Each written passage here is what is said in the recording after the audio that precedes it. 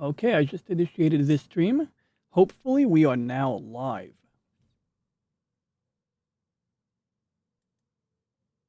We are streaming live on YouTube, X, and potentially Rumble.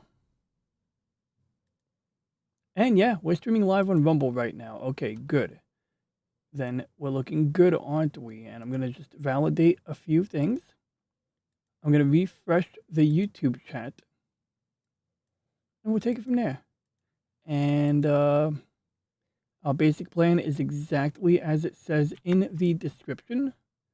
We're going to be doing some astrophotography image processing tonight. And it looks like we got one of our loyal viewers and moderators, James, in the chat already. Good stuff, James. Oh, good. And I didn't have to update the plugin. Let's see. Does it work here? Yeah. Does it work here? Yeah. Does it work here? Yeah. Does it work there? Yeah, but we're not using HDMI today. Does it work here? Yeah, basically. And let's go back here. Let's enable the chat box and let's say hola, not just to James, but to California Ford 44. So as you can see here, I have my microphone in a new position today. I figured out that's how it's supposed to be designed. This part is like a hangy piece. So you're supposed to, like, I think, have it hanging. And what's nice about it is it's a little bit off to the side.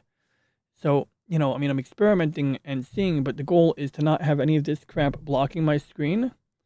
But at the same time, it's not like dead center anymore, right? It's like off to the left. So that's the general idea that we have in mind here today.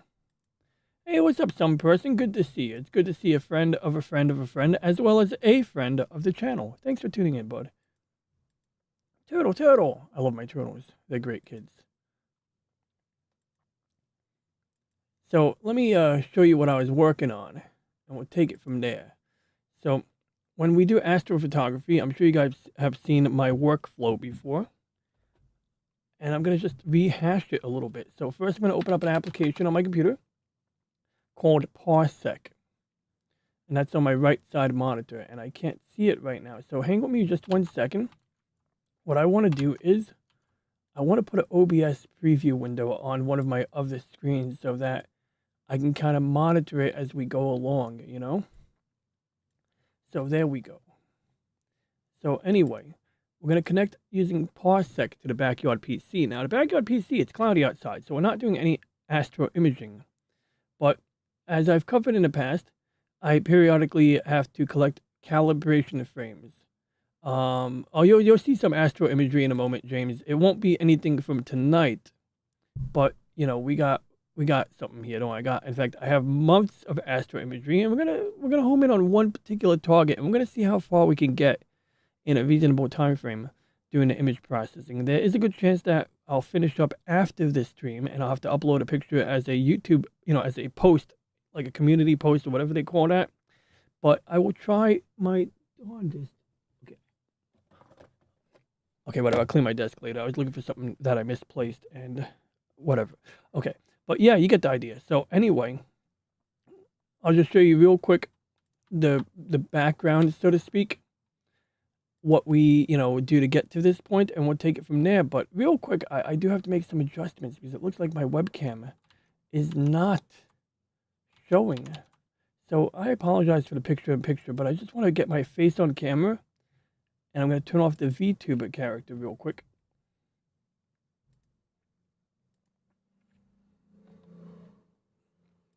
Sometimes when I record videos alone, I do it with the VTuber character, especially on a Sunday or if I just got home from work. Oh my goodness, the chat is stealing the spotlight from me. There we go. Now I'm in the spotlight. I'm going to get ready for work, y'all. You have a fantastic night. Fantastic, excellent stream. Why, thank you. I hope you have a fantastic shift at work. I hope it's peaceful, quiet.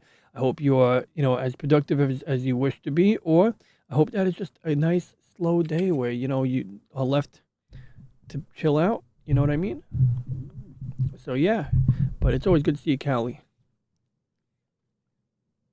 My cat ate so much he looks fat, and he's still pestering me for, yeah, well, that's, they do that, right? Your cat's eating like a dog. Seriously, I was reading a sci-fi book by what's that guy's name? Oh, yo, shit! I just remembered something. I have the audiobook. I'm just happy to remember that it's a thing. So let's check out Audible real quick. I want to look up an author named Craig Allenson.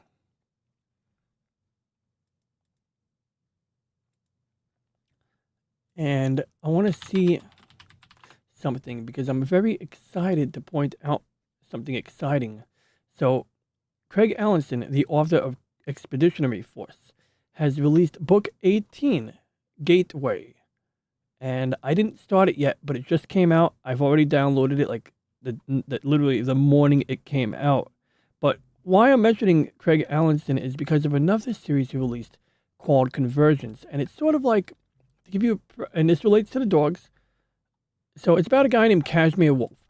And I'm going to just read his blurb. My name is Cashmere Wolf. People call me Kaz, except they don't. I never use my real name. It's too dangerous for me or for anyone I meet.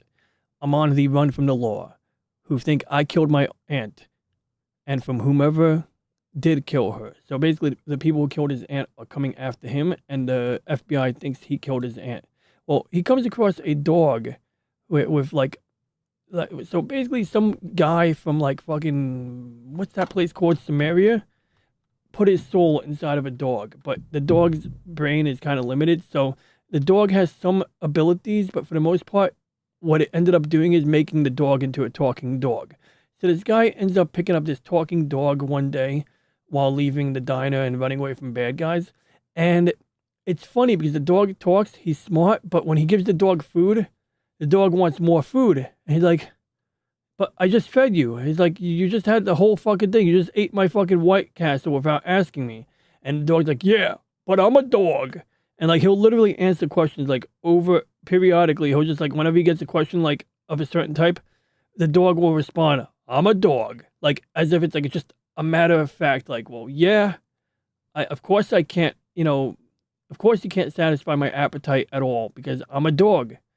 And I'm sure that, I think they even make a parallel to like the evolutionary instincts, like how in nature, animals like that have to, they can go for long periods of time starving. So they'll eat any opportunity that they can get, basically. Just as my turtles are opportunistic feeders and they'll beg for food, but it's like you already ate. And it's like the same thing. They can go and eat a feast one day and go without food for 3 weeks in a row. So I just thought that was kind of interesting to bring up. It could be a dog, if that's true. They also do have a talking cat in this book, and he's a bit more, I don't know, he's interesting.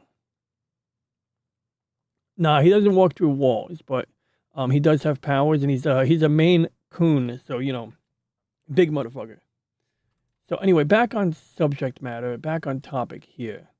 So we take out astro imagery. Like, let's say, for example, I'm going to open up a picture file of the Cigar Galaxy, and I took this one using the hydrogen alpha filter. So I suspect we're not going to see anything. Actually, this is just a bad image. This is just a dud image right over here.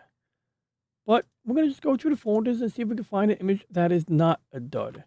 Also a dud image. Oh, goodness gracious. Why did I close that folder? We're going to reopen that folder right now. Pix Insight Projects, open a new window. There it is. Hey, what's up, awesome one?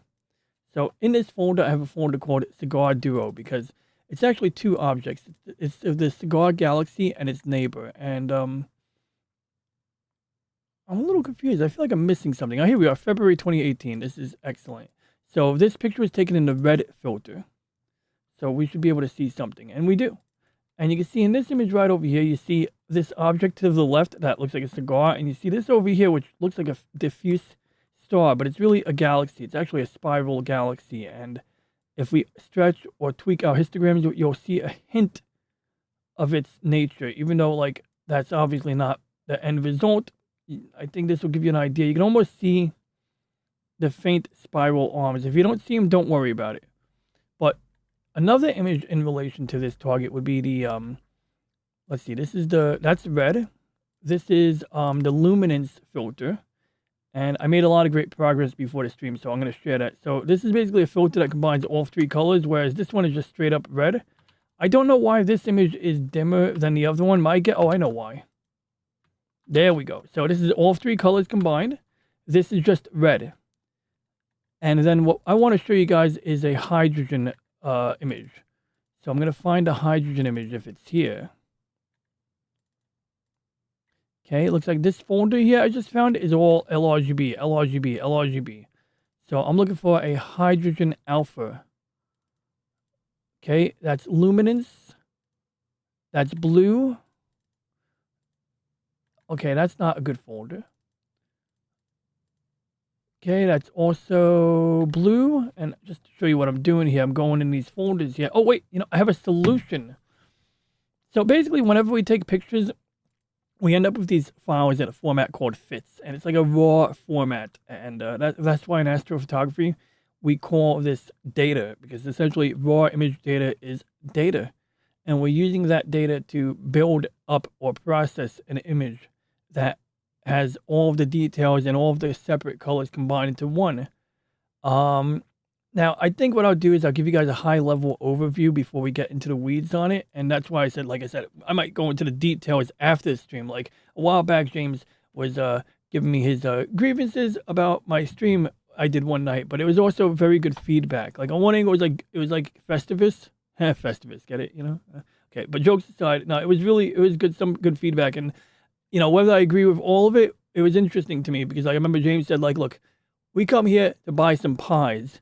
We don't want to see how the pies are made. Although with astrophotography, I beg to differ. I think you guys might want to see how the pies are made. But generally speaking, if it requires a bunch of like very specific, boring detail that takes like 10 minutes to go over like one tiny like step, yeah, that's dull. Just like how I don't give a shit how you mix the flour, or I don't know. I can't think of a good example, but I'm sure you can come up with a better analogy for your words in the past. But the gist of it is that I'm not going to waste your time with me weaving between folders too much. I'm going to try my best to keep it more visually, informative. Don't know about that. Been booze free for a while now, and I think I can stay that way. I don't doubt that. I do not doubt that. I believe in you. As a drunkard returns to drink, so a dog to its vomit to consume. Oh yeah, that's fair. Like one who's actively not trying to not drink, yeah. Doesn't look like Commander data. Peel the apples. Yeah, that's a good example. Although some people might want to know how that works, but it's true. It's like all you really got to tell people is that we peeled the potatoes. You don't need to show them the whole process of skinning the potato one piece at a time, unless you're making potato skins. Then maybe it matters. So anyway, so that's picture data, that's raw image data. And in every folder that contains raw image data, you'll notice that I have the preview pane enabled. And in the past, I didn't use this a lot, but it actually comes in extremely handy for what we're doing here, because this gives us, it allows me to avoid opening up the notepad, because if I double click on this, I get a file like this. I don't want to sit here looking at one by one files. I just want to click on the icon and see it. And what does this tell us? Well, it tells us some stuff that is going to be universally the same across images. For example, the resolution, the format. Well, I know it's a FITS format file, but it's confirming. It's telling me that this file name is associated with this file next to it.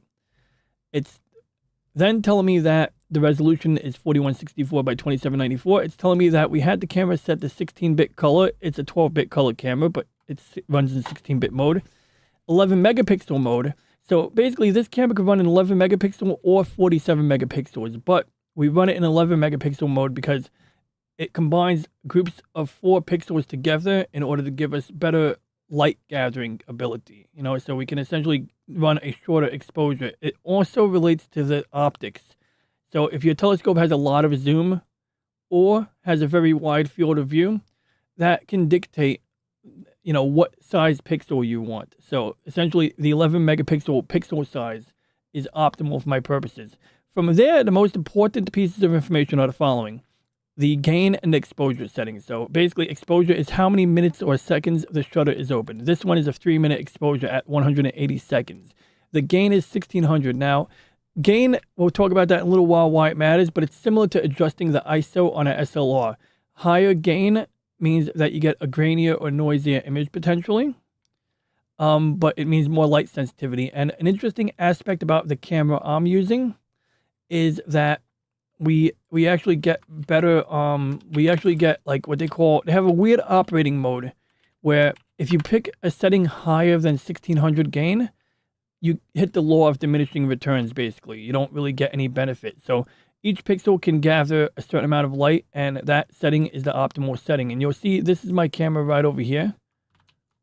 And you can see how these various cameras, they have a window where the image sensor is located. And inside that window is the chamber where the sensor is cooled. It's actually got like a little radiator on there. So essentially the thermoelectric cooler has a cold side. That's where the chamber is. And it has a hot side. And that's where the radiator, the heat sink is. And essentially when you power it up, it makes the inside of the sensor compartment cool. And then the heat has to be evacuated through the heat sink on the back, that aluminum heat sink that's in this picture here. And it's got like a little fan on it, to continually keep it cool. And here's some blueprints if you care.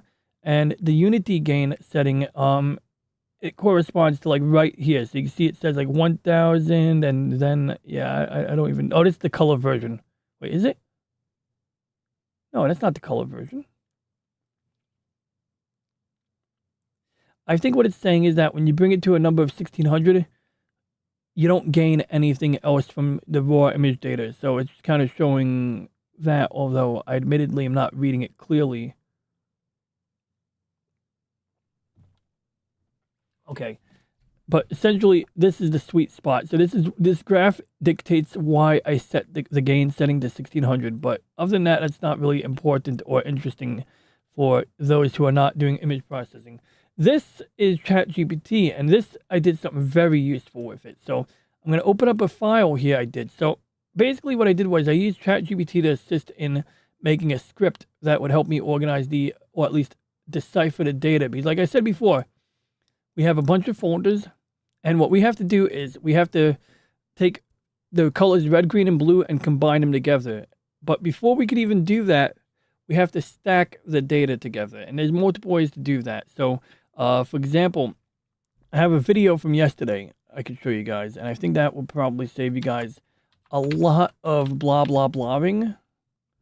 So I'm gonna go to the OBS folder on my F drive, and we're gonna play back a recent video recording that will show you guys what the heck I'm talking about, if that's all right with you. So let me just make sure there's no accidental prawn in this video. No, I'm kidding. So this is a star cluster here. And you can see I stretched the shit out of the histogram. Now, a while back, great news, James brought this up a while ago, and I'm going to show you something cool. I don't adjust for redshift, not yet. I don't know if I need to. But that is interesting. It's not, mostly I'm not doing scientific imaging. So I'm mostly more concerned about just producing something that looks cool. So in the instance of this star cluster, I'm going to show you something cool in a second. Maybe one or two, but not the entire group. A couple of examples should be sufficient. Oh, I guess so. Yeah. I mean, we'll see. I'll roll with it. 47 will generate large file. Oh, yeah. Fuck. So, and this is a crazy thing. So I use 47 megapixels for the moon. Oh, man, it creates large files. It does. But yeah, so that's how that works. So now, there we go. So, real quick, a while back, James brought up something. He had a question about the dark edges on this image over here. And I have great news. The calibration frames that I use to fix that exist, and they work. And I just found that out yesterday. So this is like a video I was going to upload. Maybe I still will, and then that's the dark. In fact, this is the air. So notice in the image we have this graininess, and we could show in the picture of the cigar galaxy, you're going to see these squares, this white square here, this gray square here. And there's more of them. It's like, and my scroll wheel is busted, so I can't really use it. But you can see throughout the image, you have these white squares, and sometimes they're kind of faint, but the longer the exposure time is, the more prominent these white pixels are. They're basically sensor defects. And on top of that, throughout the image, you're going to have what we call dark current. You're going to have areas where like it's darker or brighter, and it's like literally like a consistent pattern throughout the image. And that's just a smudge on my screen, so I don't have to worry about that. So to subtract the hot pixels or pixel defects out, we use a dark calibration frame. And this is where we take a picture using the same settings, same temperature, because remember, we can control the temperature of the sensor. And we essentially use it, we apply it to the image stack to subtract out noise. And what I mean by image stack is, well, before we get to that, we'll get to that in a second. Now, this is a flat. The flat is literally, okay, so this is f3.15. So remember we saw the picture earlier where you had the bright spot in the middle and darker corners? That's because the camera is producing an imaging circle.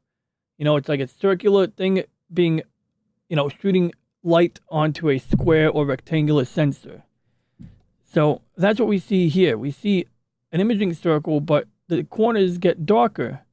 So to remedy that, we use the flat. And the flat calibration frame is where we put a t-shirt on the front of the telescope, we point it up at the sky, and we take pictures. And we have to do this in all three major filters. We got to do this in the red, green, and blue filter, because some of the filters will have dust motes on them. And in fact, even though I can't zoom in on this video right now, you can see right here there's a circle, and it comes up in all of the pictures, in all of the filters, I mean. And that's because this is a dust mote on a on either my flattener lens or on my light pollution filter. So basically, by having a flat calibration frame, we can apply this to the imaging stack. So let's say the picture of the Cigar Galaxy had like a spot that was visible in the bottom left corner. And I bet you we might be able to make it show up if we play with the brightness here. And if not, it doesn't really matter. I'm not really going on my way to see this spot. But if that spot came up, this calibration frame removes that. It also fixes the dark corners. It basically normalizes the background. So that's the gist of it. Let's catch up with the chat real quick. Hey, what's up there? The Padawannabe. Good to see you, man. Yeah, he's on fire, man. I see him doing some karaoke. Karaoke. I don't know how to pronounce it. So I'm stuck at work, guys. Can't chat much, but I'm going to tell you, I'm sitting back waiting for the supernova to happen. Oh, yeah, he really wants me to catch the, I forgot the name of it. YCV? YCB? Well, either way, if I point my telescope at it, it won't blow up. It's the day that it's going to be cloudy, when there's a storm outside. That's when that supernova is going to go off, when you can't witness it. But I hope that we get to see that. That would be spectacular, or at least just interesting. And good to see you, LCX. And I hear we have a Logan Denier Productions raid. It's a me raid. Oh, yeah, I love doing me raids. I do that, too. I'll do, like, the little arrow. This guy raid. This guy raid. But it's good to see you, Logan. Thanks for dropping it. Thanks for sending a raiding party to attend. LDB says he sent you a Discord message about... Oh, yeah, okay.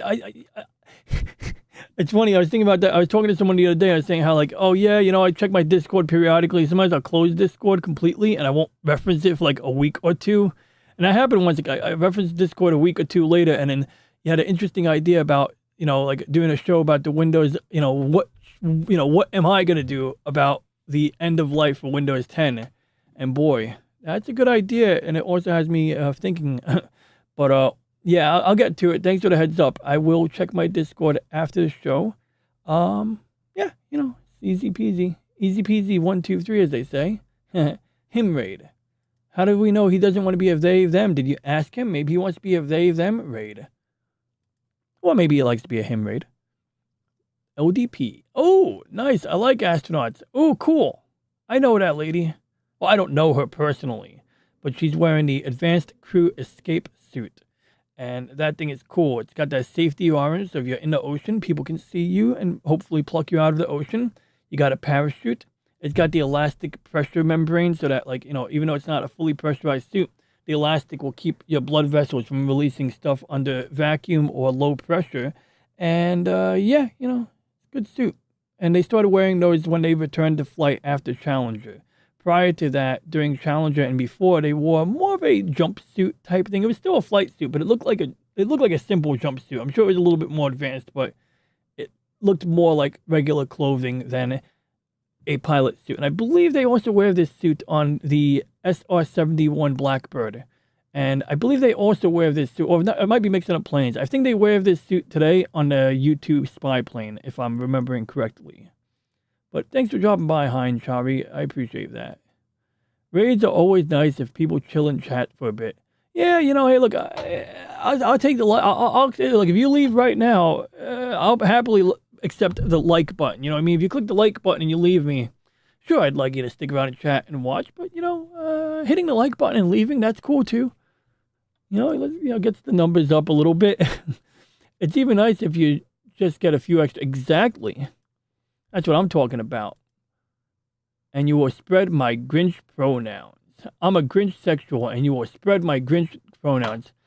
I mean, look, if that's what if that's the pronoun you prefer, I'm kind of obligated to call you that pronoun. I took a training at work. It was like a quiz, and it asks you, if this person tells you they want to be called this, what do you do?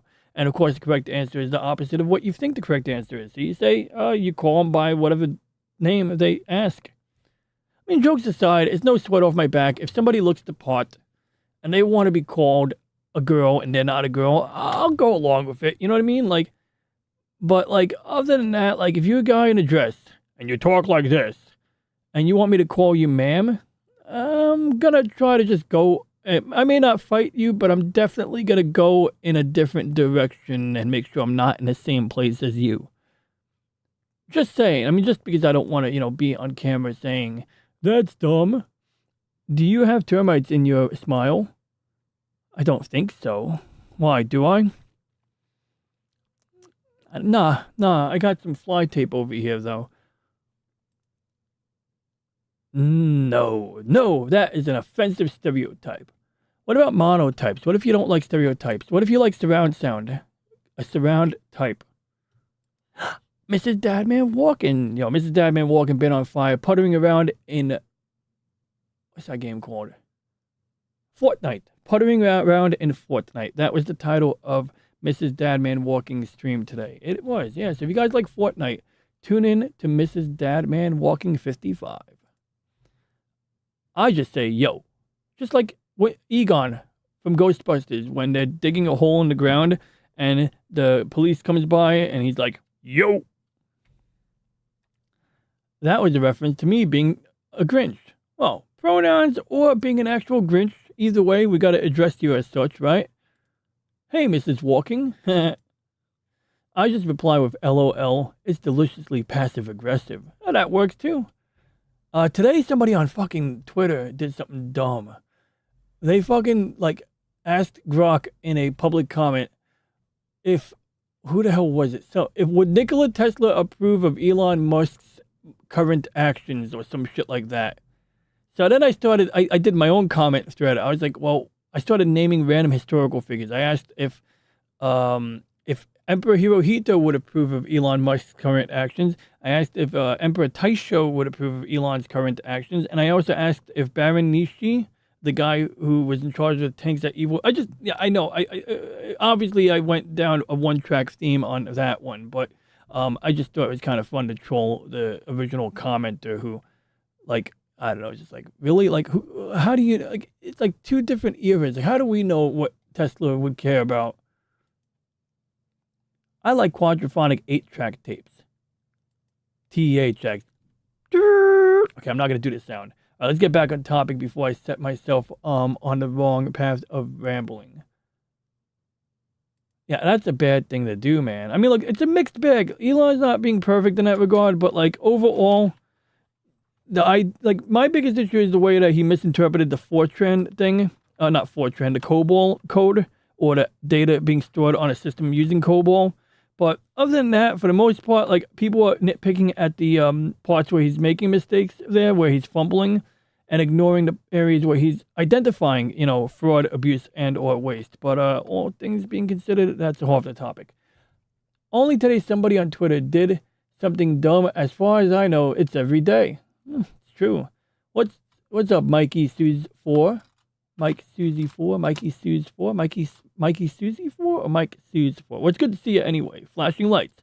Half of the audience now gone spastic and started rolling on the theater floor. I just have theater. I usually say theater. I thought something similar, indeed. So anyway, that's a flat calibration frame. This is what we use in order to subtract out, any dust motes or dark corners on the image. So I think we should just get right to image processing now that I've given you guys the preliminaries. Don't think there's anything else in this video. Like I said, the dark calibration frame, it's like a map. It's like a map of what the sensor sees when you're taking a picture without any light hitting the sensor. And this is sort of like a baseline we use in order to help clean up the image when we're finally stacking it. So that's what I wanted to show you, is the stacking. Okay, so we take the pictures using this app. Let me see if I can find the example of the stacking, because I don't really want to open. Oh, good, I found it. Okay, so instead of me navigating into it, I'm kind of just showing you a high-level overview. So this is an application I use called Deep Sky Stack. And what I basically do is I drag and drop images down here, and I go through them and I see if any of the images are duds. So you'll notice that some of the checkboxes are unchecked because they were duds. They were either too hazy, the background was too bright. And you'll notice that we have an alignment thing going on. So it can build a mosaic or it can combine the images. So in this case, if you have two images that are malaligned, what it's going to do is it's going to align the stars so that whatever you're trying to take a picture of still remains in the center of the frame. So we're combining the images, but we're also stacking them because one individual image doesn't have enough contrast. When you stack them, you're getting the detail you're looking for. So you got star detection thresholds. Time for bed. Good night. You have a good night. And thanks for tuning in, Mrs. Dadman Walking. I hope you have a wonderful sleep cycle. And then Slim says, finger and say, dig something up on that guy. Yeah. No, I'm concerned about with the data grab of that. Oh, I'm okay with that. I'm completely okay with that because, I'll read your whole message first before I say I'm okay with it. I'm concerned with the data grab that they're using to compile an absolute file on everybody through all of the different government agencies so that if somebody doesn't like you, I can't read that part, can point the finger and say, dig something up on that guy. I'm okay with that because that's not what they're using it for. But if I see it being used unequally, I think it's fair to bring that up.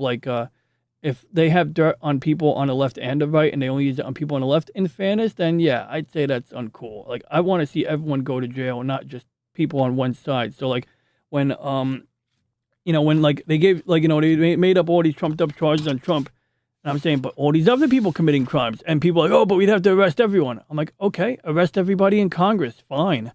But as for the information thing, the government already has our data. Corporations have our data. They've had, leaks of information in the past. And, I don't see the difference. They leak, if this, let's say the Doge thing causes a major data breach, I'm pretty sure people are going to be pointing fingers at that, making a big deal about it. So, I'm sure I'll find out about it. But I don't know. Like I said, it's like all things being equal, the data is already in places where it's been compromised. Now, I believe that when they were using AI tools to analyze that data, where were they doing it? I said, were they doing it on Elon's, data center? Because that would be weird, taking governmental data and putting it on, whatever data center is running the Grok AI. And or the XAI. As it turns out, they were using Azure. They were using the Microsoft Azure clusters, which, as it is right now, the United States government utilizes Microsoft Azure. It's sort of like a cloud computing platform to do a whole bunch of shit. So ultimately, he's using the very system that the government already uses. So the data is not necessarily in any greater danger than it already was, as I see it right now. But anyway, that's a whole other topic. Let's get back on topic here. Any UAPs spotted yet, Ronnie? Not today, but I did see some meteorites. Although an airplane made a little line in my picture, and I didn't identify which airplane it was. So that might count as a UAP. Certainly counts as a UFO. If I see an object flying and I don't identify it, that is an unidentified flying object. So anyway, like I said, this picture here has got stars and hot pixels in it.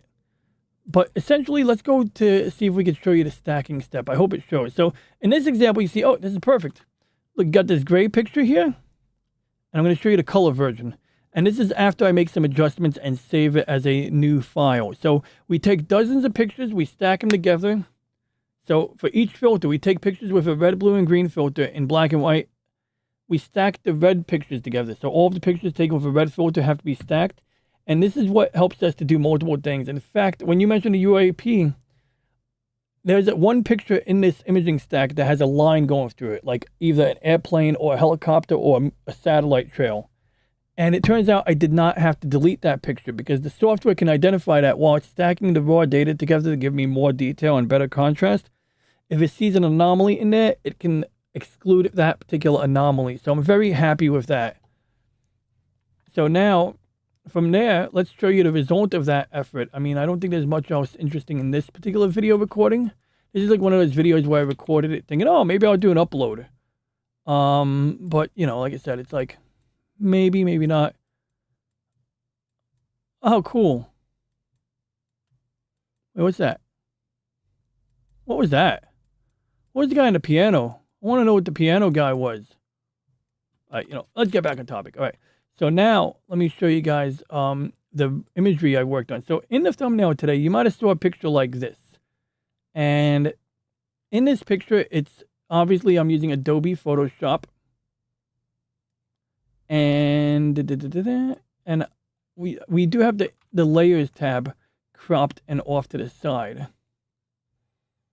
So over here, we got layers. And I did like, okay, that's obvious. Oh, this is a thumbnail. Let's get to, there we go. This is the picture. Okay. So now how did I make this image color? Remember, the raw data is black and white. So it all started by opening up the TIFF file. So you know what? I'm going to show you guys, that real quick. I think you guys need to see the raw data. And as they say in UFC, raw is war. I think they say that. I don't know if they really say that. But basically, I have a folder titled M53 or M53. Here we go. Found it. And I've actually used AI to assist using this application called PixInsight. We're not going to dive into that right now. Well, if we do, we're going to do it a little while later. But ultimately, when everything was calibrated, corrected, and star aligned, we ended up with a output folder. In fact, I redid it a second time a simpler way. So in the Deep Sky output, we have these three files here. M53, blue, or red, green, and blue respectively. So we're going to open those up in Photoshop right now. Okay.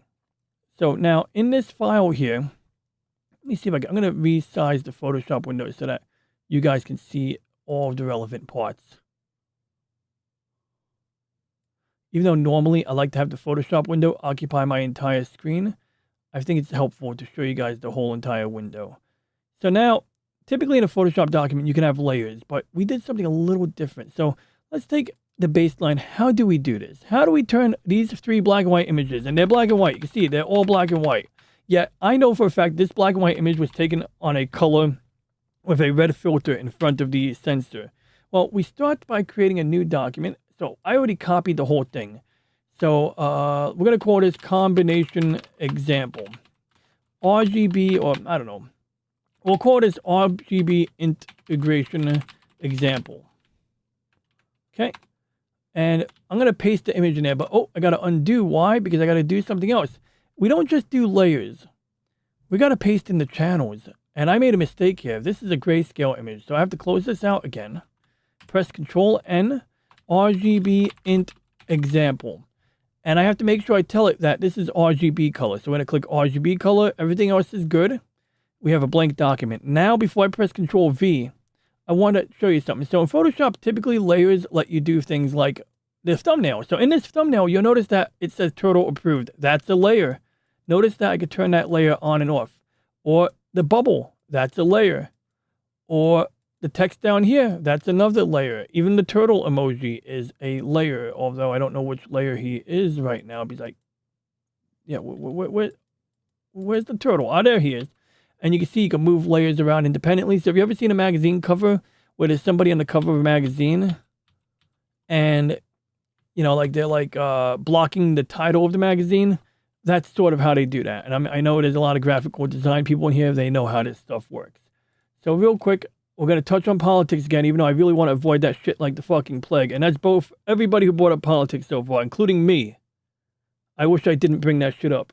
But I did, so it's kind of my bad. So anyway, between that and AI to get anyone in trouble, we are in a dark timeline. Okay, so we got some common ground here. I appreciate that, actually. That makes my heart warm.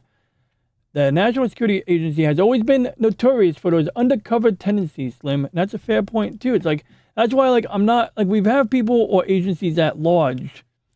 I'm not about to get outraged about, like, one guy who's doing it out in the open. I'm kind of pleased to see this shit out in the open for once, you know? But maybe I should be a little bit more leery about it, in fairness, you know? Like the bogus accusations from Meta towards someone I never heard of. I never heard of them either. And I missed the message, man. I hate when messages get retracted. I love reading retracted messages. I would click show me the retracted message, but the button's not coming up, and I don't want it to come up on screen anyway, in case it's bad. But it's all good. I'm just pulling legs here. Do you know what government does with the with like popularity points? I don't know. Oh yeah, I do know. Yes, that's true. Though they do have the social credit score. Google nearly has nearly 3/5 of everyone's info. They sure do, and yet they still suck at training AI. Like there was an AI they were training to do something, language translation, idioms, and all of that, and I think it was Duolingo kind of just put them to shame. And it's like Google has terabytes, petabytes, probably zettabytes of videos and audio of people talking in a variety of languages. And they still couldn't train their AI to do it better. More than 5% in reality. Anybody, anyway. Big day tomorrow. Oh, Mike Stews 4, you have a great day. Good luck. Thank you for tuning in. And, you know, I hope your day goes well tomorrow. And, you know, if I had anything to add, I would. But I just want to say I love that thumbnail. Chillin' Moose. That's pretty cool. Well, anyway, I hope you have a good night's sleep, and I hope you have more than one good REM cycle. What up, Still Cruise 119? It's good to see you there. Does it matter what order you place the layers? Not exactly, but they do have to go into the correct place. So if you're talking about layers, it matters in terms of which one do you want on top. So logically, if you have an image that takes up the entire canvas, James, you don't want that image to be, you know, you don't want your text to be behind the big image, right? So just like over here, jumping over to Photoshop again, which is more generic graphic design related. If I take the layer with the turtle and I put it behind the main layer, now you can't see it, you know? So that matters. And in this case, you can see I cut the image up into separate pieces for a reason, because what this thumbnail is showing you, and we're going to go into greater detail on this in a minute, actually right now, is that this image is actually made up of raw RGB data. So the colors that we see here that are close to real color are comprised of these separate colors here, or separate color channels. And so that kind of matters more about the alignment. So I'll give you an example. So we started with the color red filter here, and we copied the whole canvas. Then we created a new document, same dimensions. We need to paste it in. But the problem is if we paste the color red in here, it's going to occupy all 3 channels. I'll give you an example here. So if we go back to the image I made here, notice that the image has layers, and typically layers are the only thing that most people interact with. Like, I'm pretty sure if L or LDP were to make graphics for their, you know, content, let's say they were making a PNG graphic or something like that, they are not touching the channels. But the channels in this case matter. So I'll give you an example. I'm going to turn off the red channel. Notice everything now has like a different hue to it. Turn off the green channel. Now, this is a weird thing. When you only see one channel blue, it's still going to be black and white. Or if I turn on the green channel and I turn off the blue channel, it's still black and white. But if you mix the channels, you'll notice that red and green turns yellow, whereas red and blue turns purple, and green and blue turn kind of like this color here. Now, this doesn't have a practical use for normal imaging, normal graphic design, but here's what we do here. We need to combine our colors. So we have one layer, the background layer. And it doesn't really matter what layer, but I can make a new layer just for the heck of it. And see, this is a blank layer. Now, Photoshop has this checkerboard pattern. That checkerboard pattern just means transparency. It means that when you save the picture, any area with the checkerboard on it will be invisible, basically. So, you know, that's why the white background is actually, it matters. The white background is a color and it is not transparent. But we're going to go over to the channels tab here. And what I want to direct your attention to is how I'm going to pick the red channel and only the red channel. See that? I'm only picking the red channel. Now, I'm going to Control V, and nothing happened. Huh. Let's try that again. That didn't work. Oh, I know why. I'm supposed to isolate the channel, then go back to the layers panel, then paste it in? Huh.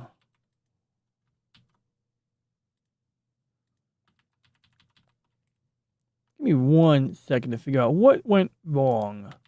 What am I overlooking? Okay, so this is a monochrome scale channel. Why can't I paste anything in right now? What am I missing? What am I missing? Really, what am I missing? That's interesting. So, test, let me see. Okay, so that worked.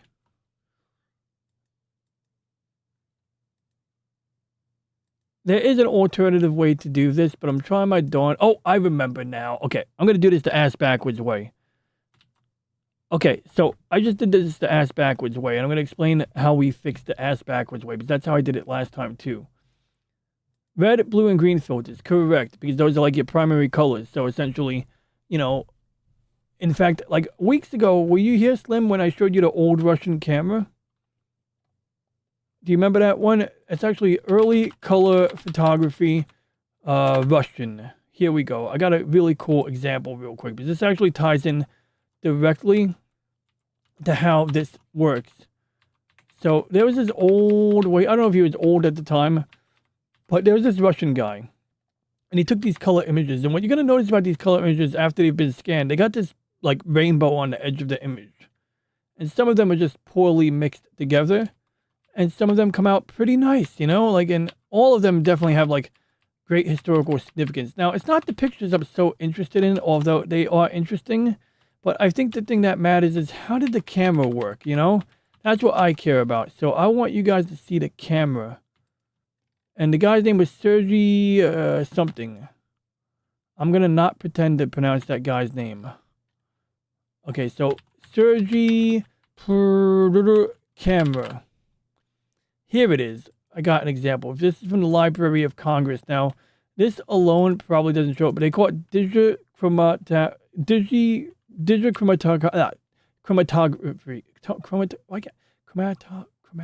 Chromatograph, mass spectrometer, gas chromatograph, why can't I say it over the chromatography? I can say chromatograph, go fuck it. So anyway,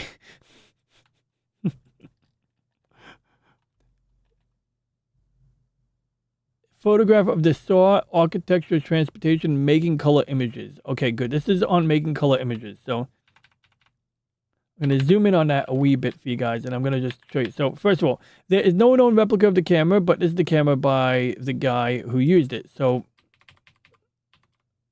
just to give you guys a quick reference here. Oh, good. Okay, that's actually be very helpful. I just found it relevant. I'm going to come back to this image later. Not really worried about that. Okay, so this is one example of the camera, but there's a catch here. There's not one photo plate. When you put the film in, or the glass plate, there's actually 3 separate picture frames. And as you drop the film in there, it's going to take a picture with a red filter. Then the second slot or picture frame is going to once again get exposed, but it's got a blue filter and a green filter. So essentially, you take 3 pictures back to back. So when you take a picture of someone on this camera, the person has to sit really still because they can't get up until you're done taking all 3 pictures. And if this doesn't make sense, and they're black and white. So this is an alternative method. This method here exposes 3 pictures at once. Notice you got 3 lenses, and essentially it's using black and white film. But in front of or behind every lens, basically in front of the film, there's either a red filter, blue, or green filter. So the idea is that even though you're only getting a black and white picture in the 3 pictures, you know for a fact that if you have a red filter on this particular piece of film, that only red light is going to be hitting that piece of the sensor. And this is related to how we do astrophotography, so that's why it's relevant. So now we're going to see if we can find a picture of the camera I was looking for. Okay, here we are, back to this one. So now this second picture here shows the triple, lens assembly here. Oh, this is the projector. I stand corrected. This is the camera. This is the projector. And I'm going to demonstrate an example of how this relates to the modern era in a moment. I'm hoping we can find a better example than this, because I really don't like, not that I don't like the example, but see, this once again is showing you that even though these are black and white pictures, this picture is taken with a red filter, green, and blue filter respectively. And so essentially imagine this. Imagine this is a slide. And you put a piece of red, film or like a red gel, like almost like sunglasses, a piece of, basically you're putting tinted glass or tinted plastic in front of the bottommost box. So normally when you shine light through a black and white slide, you're going to be projecting a black and white picture onto your slide projector, on your projector. But if you put a red filter in between that, now it's not going to be black and white, it's going to be black and red. So essentially, if you project, use a red filter, green filter, and blue filter in your projector, and you have the 3 separate color-coded pictures, the red, green, and blue pictures project onto the same area, so they have to be converged and aligned. In fact, I'm sure Slim knows about this one. What is it? 3-color projector 90s. Yeah, there it is. These fucking things. You know about these things, I'm sure. It's the same concept. It's the same concept. In a way, each of these tubes only needs to have a black and white picture behind them, or at least that's one way it could work. I don't know how these work. But bottom line is, what I do know is that they are clearly only they're basically 3 projectors projecting the same picture, but they're only projecting one of the 3 colors. And it's because you're combining the 3 colors. Same thing with this one here. This is a great example. This is a rear projection. Oh no. This is a front projection TV? Holy cow. If you ever seen the inside of a rear projection TV, it's actually, from what I can figure, the same thing. Like, I once opened up a rear projection TV. I think I took it out of the garbage when I was a kid to try to fix it. And the inside looked the same, but it was obviously projecting from behind. This is an older version where it's bouncing the light off of a reflector and onto this screen. But the general idea is the same. You got your 3 colors being converged independently, or ultimately they're being converged upon each other.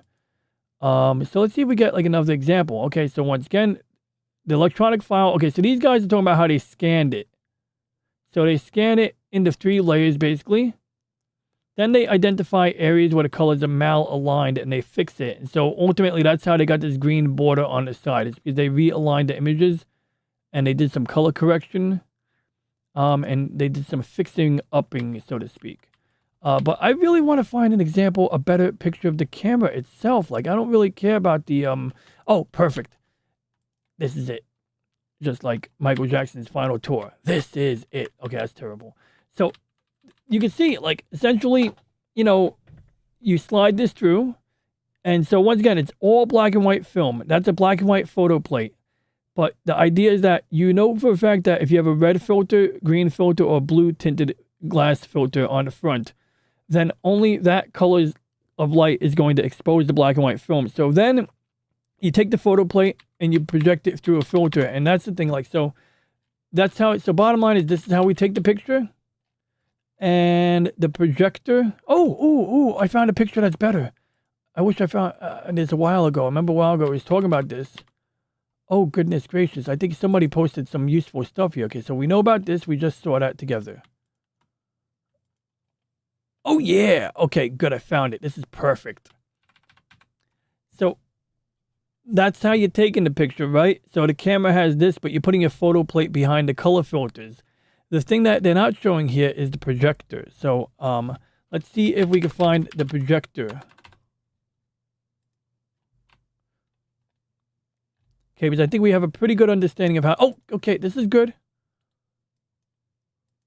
I'm sorry, I'm so excited. I hope you guys aren't, like, hope I'm not, like, boring you guys with my excitement here. I feel like Jesse Spano from Saved by the Bell. I'm so excited. I just can't hide it. Okay, you guys know that Saved by the Bell episode? It's a classic. It's an episode on why you don't do amphetamines in order to keep up with your studies. Toots approved. Okay, red, green, whatever combination you want to call it. What did I call it? Red, blue, and green. Oh, it doesn't matter. Yeah, I know, Slim. I feel the same. I mean, I don't even know how to feel about it. I mix them up too. In my astrophotography pursuits, it's red, green, and blue. But, you know, like, it doesn't matter. You know, I mean, the order doesn't matter, really, right? I mean, for the space photography, not the text turtle, huh? Wait, what was your question? Oh, well, it's relevant. Oh, I see. Okay, good. I'm sorry, James. Good question. I mean, that's a good, actually, it's good. That's good clarification right there. I'll get to that in a second because it's extremely relevant. Hey, what's up there, Rusty Rivers? Good to see you, man. I hope you're having a wonderful day or evening. I hope you're having a good evening. If you're having a wonderful day, it either means you're on the other side of the globe or that there's an atomic device in the sky. Lady Mist. How you doing, Lady Mist? Good to see you there. Okay, so I do want to scroll up back to James's message real quick because it's a good one. So yes, they do have to be aligned, and actually, that's a good that's a good segue right there, James. So the turtle. Okay, so here, let me show you, James. This is a good question.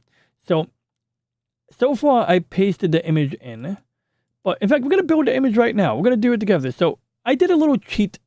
I cheated a little bit. So I'm gonna just show you how I cheated. So I'm gonna delete the data from the green channel. I'm going to delete the data from the blue channel, right? Then we're going to enable everything, but I'm going to once again click on the green channel. And so we're going to go back to the picture for green. There's green right there. Notice the green has a different colored background. And we're going to paste it in there. So look at that. Now we got red and green. So if we combine the colors, we get this off amber, auburn, whatever color that is, burgundy, brown, maroon. So finally, let's put the blue color in there, right? So we're going to go back to the blue. We're going to paste it in there like that. Now you guys ready to see what happens?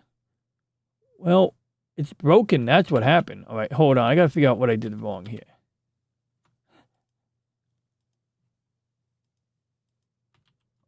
Okay, I think I got it now. So I deselected red. And now I'm going to do the same. I'm going to deselect red and green. I'm going to try to... Wait, did I mix up? Wait, shit. That's blue. Okay, so I gotta redo green again. And then we're gonna redo blue. So now we do blue. So in theory, I guess that's correct. Oh, this is correct. Okay. So now, real quick. So James asked, do you have to align the layers? In this case now, just to be, I'm not trying to be semantic, but layers are what we talked about earlier. So he said not the thing with the turtle text. That's definitely a good clarification there. Because when you said layers, I'm thinking layers. But you indeed were referring to channels, which for all intents and purposes, I get it. They're basically like layers, right? So no argument there, you know, or at least I'm not really too picky. It's more for the sake of if some astrophotographer comes in here and goes, oh, he doesn't know what he's talking about. I just want to clarify that. Well, at least I know that much. So we're going to get to that. Uh-oh, SpaghettiOs. I don't know what we're uh-ohing about, but I hope everyone is okay. Karumi! Karumim, the Elden Lord Good Gamer. Is that a telescope? Oh, look at that. Karumi is doing astrophotography today. I'm going to save that picture. I'm keeping that picture, yo. That's a beautiful picture. Is that no better? Or is it, oh, speaking of which, there is a girl on YouTube that my friend Stephen Ransom posted on Twitter. I got to find her channel. What she does is she does these little cardboard cutouts and controls them almost like a pop-up card.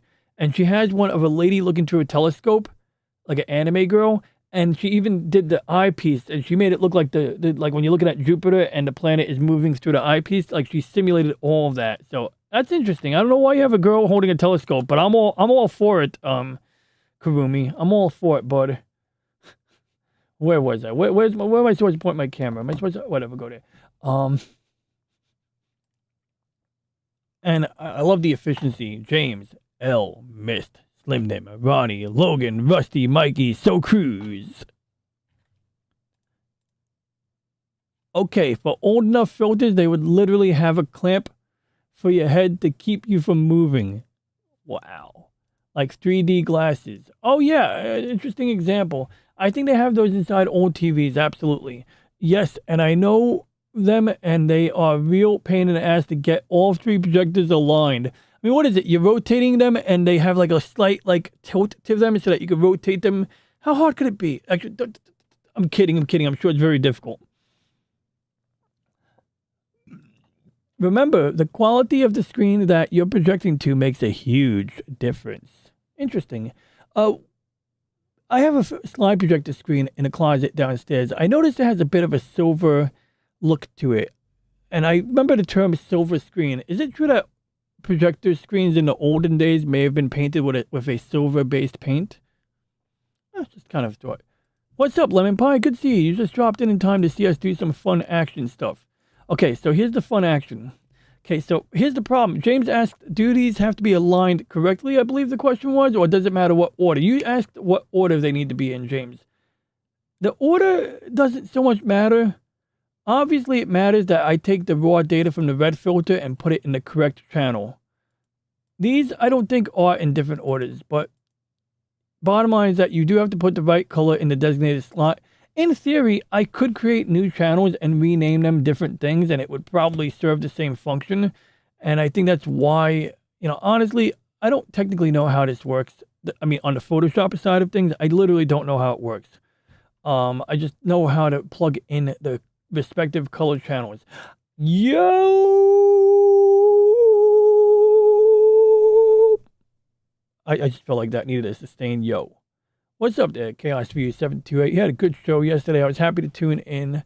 He's always kind enough to shout me out on his show. He shouts out a lot of people at the end. And that is why he is one of the people whose name is pre-programmed into this shit right over here. But also it's because, and he did it too. He typed a command into his channel and it mentioned my channel. And that touched my heart. And I wish I wasn't a mod.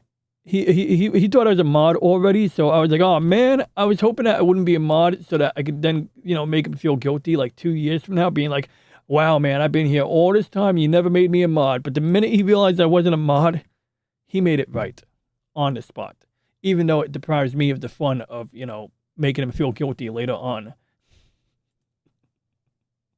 Roses are red. Oh yeah, I'm having a great day. I mean, I didn't have to go to work today, so I'm having a great day. I hope you guys in the chat are also having a great day, as Chaos has stated. Old mirrors were not just silver-based, not mirrors, projector screens, like the flexible canvas. But I'll read this anyway. Old mirrors were not just a silver-based paint. What you still use today to make a mirror is called silvering glass. The old stuff used to be from like a weird mercury mix. Then before that, it was just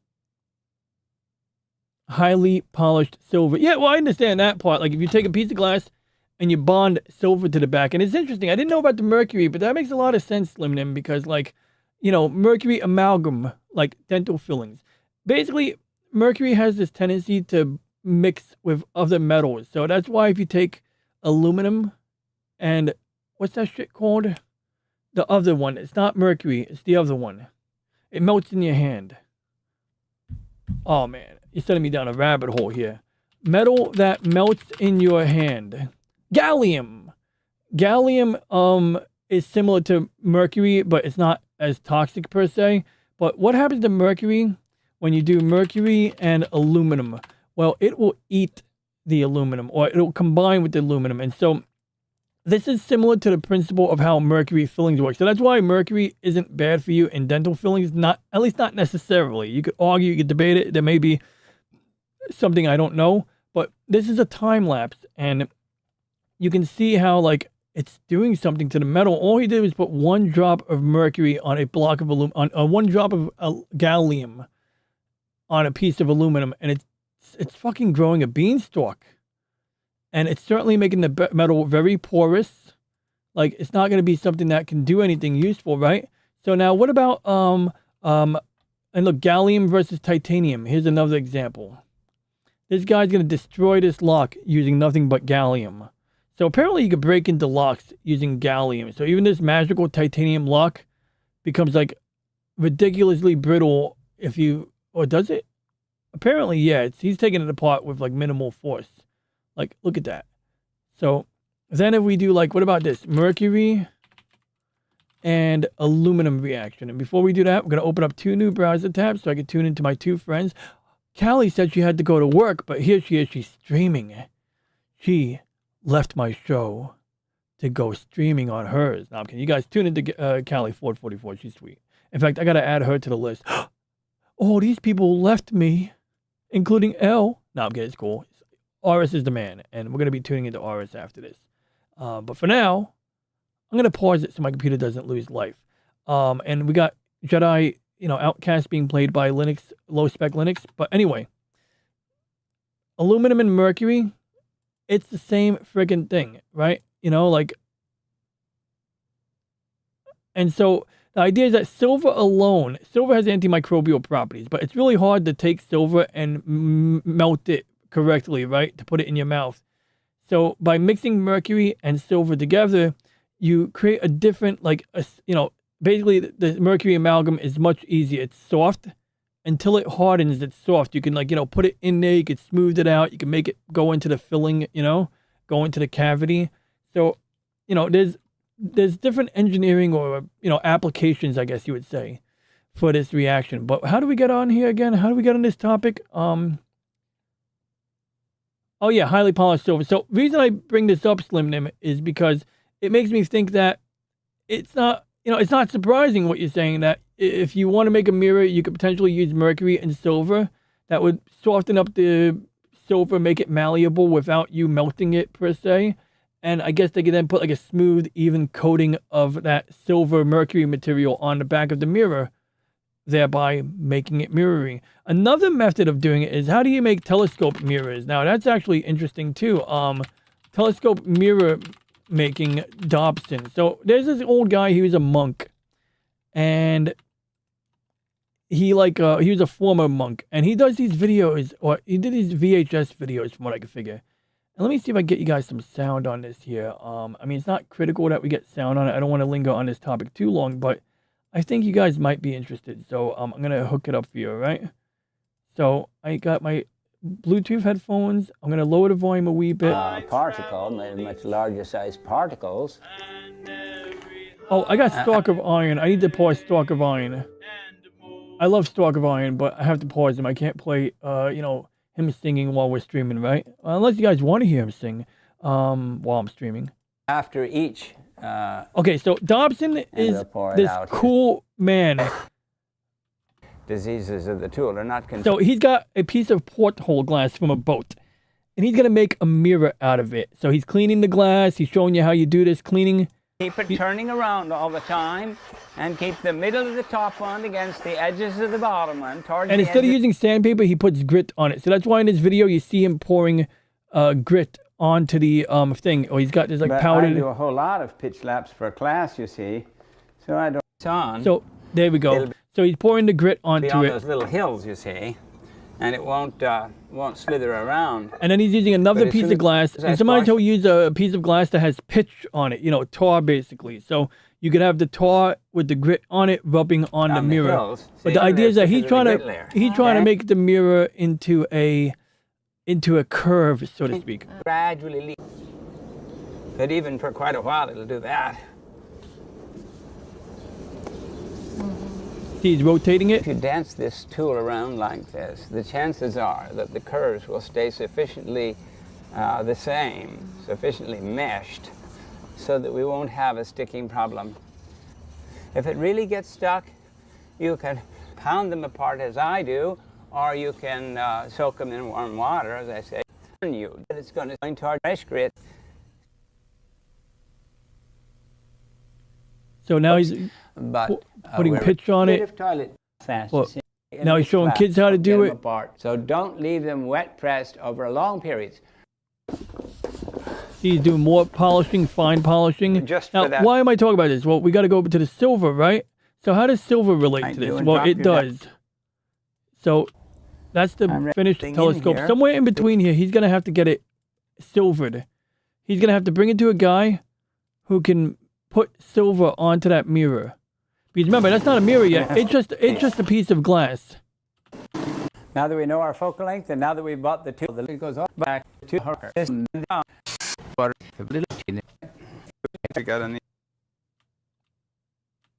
Uh-oh, I overwhelmed the internet. Washery heads, we'd have to... Okay, so far it looks like it's still glass. So remember, he polished it into a curve. He polished it so that it could have a bowl shape. These telescope mirrors have to have a bowl shape. So he did mention also that they identified the focal length, and that part I think is really, really interesting, but not really the topic. But essentially what he does is he puts a flashlight on the mirror, and he sees how far away do you have to be from the mirror to be in focus. The bulb there, the focus of the bulb, and the actual bulb are the same distance from the mirror. So we'll measure the distance between 6 feet, 2 inches, looking for it. So he literally just reflected light off that mirror to figure out when it comes into the sharpest focus, and based on that, he can judge that the mirror is in focus. And he's showing a diagram of how that works. Now, once again, you have a spherical mirror, right? You polish it to be like conformant with a curve or a sphere. And there's a version of this video where he does it outside. He's in the sunlight, and he literally reflects light off of the mirror in sunlight to show you him doing the same exact thing. And it might be like right here. 8 feet. And this is it right here. So the focal length is sort of like how many millimeters away from the point of focus is the optical, lens or the mirror. And focal length, higher focal lengths mean more magnification usually, or narrower field of view. But what I found interesting was how crude he does this. So it's not a mirror yet, but he's holding the glass up to the sun, and he's using a ruler to figure out at what distance is it in focus. There, that's our focal length. Like literally, like how wild is that? So then the thing is, it's not a mirror yet. So how do they make it into a mirror? And I'm hoping that late in this video they do that, but it looks like he's already brought it to the vacuum chamber. So apparently, is this it? This is it. Found it. Okay. So all he did was he tested it. He didn't build a mirror. He didn't make it reflective yet. Middle, so we focus the luminizer. So he's got to bring it to the... When they do, your mirror is ready for the back and polished it till it was warm again. We had to do it several times before the out of focus discs looked the same on both sides of focus. When they do, your mirror is ready for the luminizer. Okay, that's a little weird, but he's essentially using the little reflective insulator on a light post, a utility pole, to determine at what point he matches the out of focus spot or some craziness like that. So that's a bit wilder, but the gist is he's using something that's just outside on a utility pole to help figure out if his mirror is the correct angle. But now, how do you make it a mirror? You have to illuminize it. Illuminizing is actually a similar process to using silver.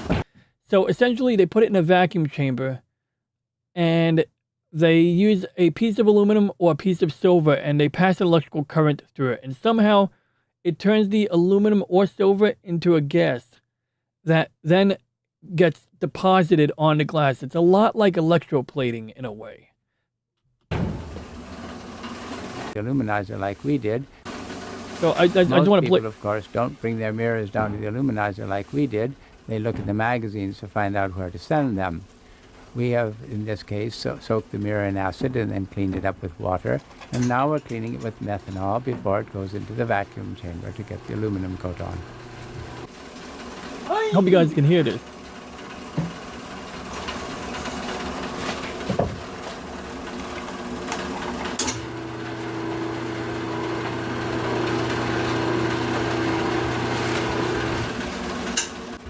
Okay, now it's on. Now it's on.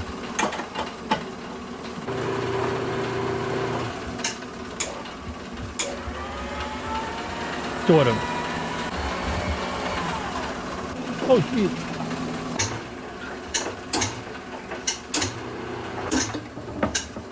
Now we'll check to see if that Lithium does that too. Yeah, correct. And there it's spinning around. I don't know, but it's not Now super ready to dangerous. put the vacuum on. See, this is the fun part of making telescopes, getting the mirror illuminized. That's the fun Not part. exactly. I You've don't done all your know. hard work. Now you get to see something.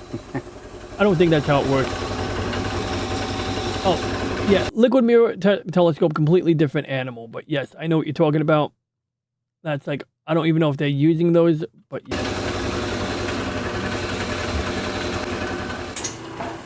The problem with liquid mirror telescopes are they can only point straight up. So they have their uses, but they can only point straight up. But at the same time, it's, I guess, more cost effective or easier to produce. In fact, I don't know if you even have to use mercury. I think they could do it with something else.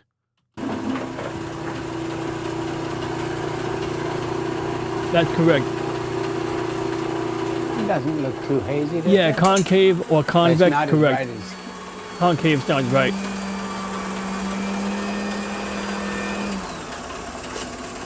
ILM&T. Oh, so it's a real thing. Yeah, that sounds vaguely familiar. Silver Samurai.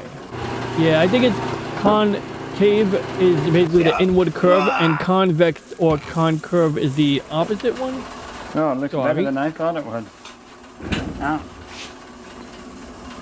anyway, we need to put a decal on it. Okay, concurve We is not put a word. Decal at the measured Concave center of the and mirror to help convex in are the lining up two. the optics. We line up the diagonal mirror struts till the decal appears to be straight down the axis of the eyepiece tube. Only after the diagonal is There you lined go. up like this with the Concave decal is the do we inward glue it to the inflection. sides of the tube. Convex is the Listen to outward. copies. I have a friend who believes that the moon is a machine, not a sphere, and he believes that it's shaped like a convex, like a lens, that it is a machine that emits its own light as opposed to being, you know, the moon that we all... So I'm going to move on from this now, but I just wanted to show you this because it just reminded me what Slim was talking about. It's pretty cool.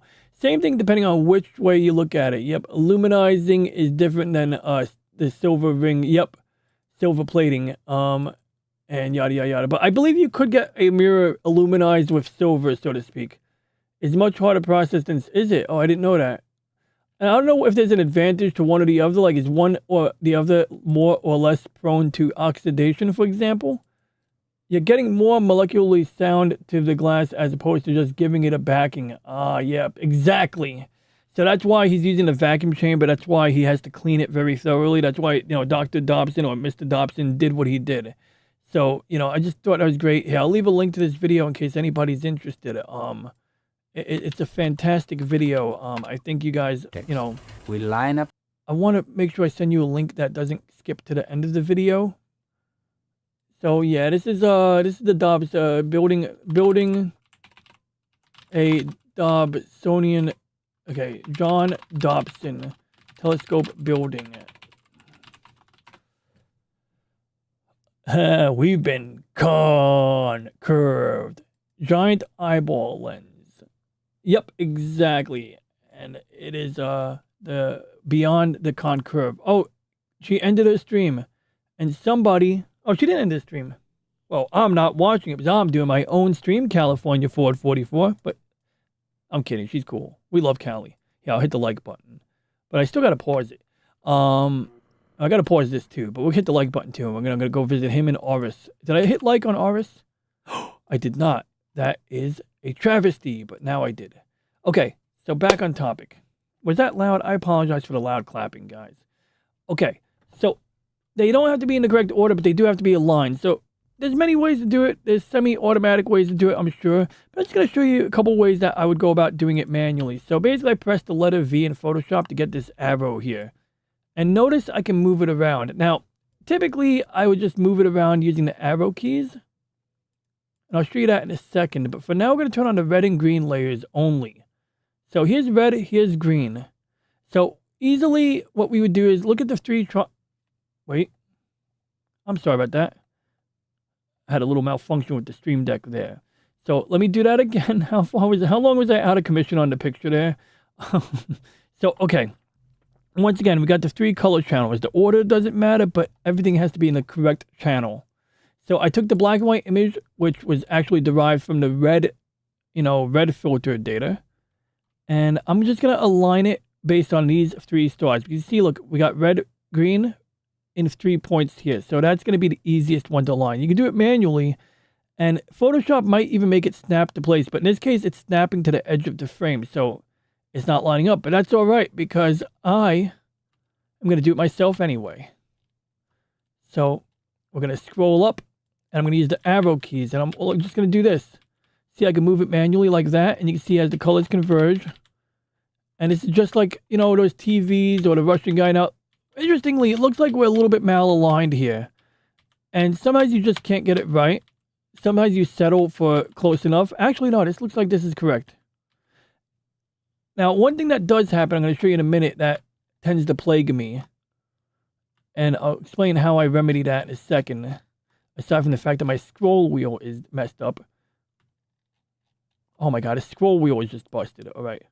I really got to hook up that drawing tablet again. Okay, so now we just turn on the blue layer. You can already see the colors looking a little bit more natural, but they're not quite there yet.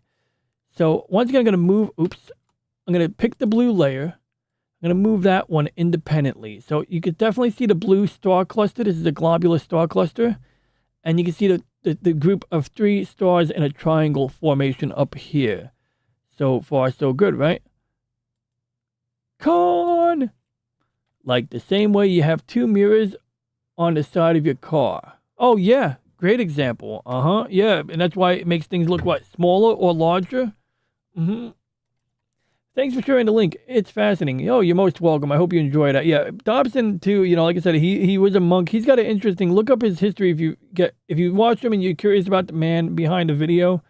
Look him up on Wikipedia or something. You see some interesting stuff. He shaped my philosophy a little bit on both on both religion and on science. Mostly like just kind of like helping me to be a little bit more tolerant of religion than I was some 10 years ago.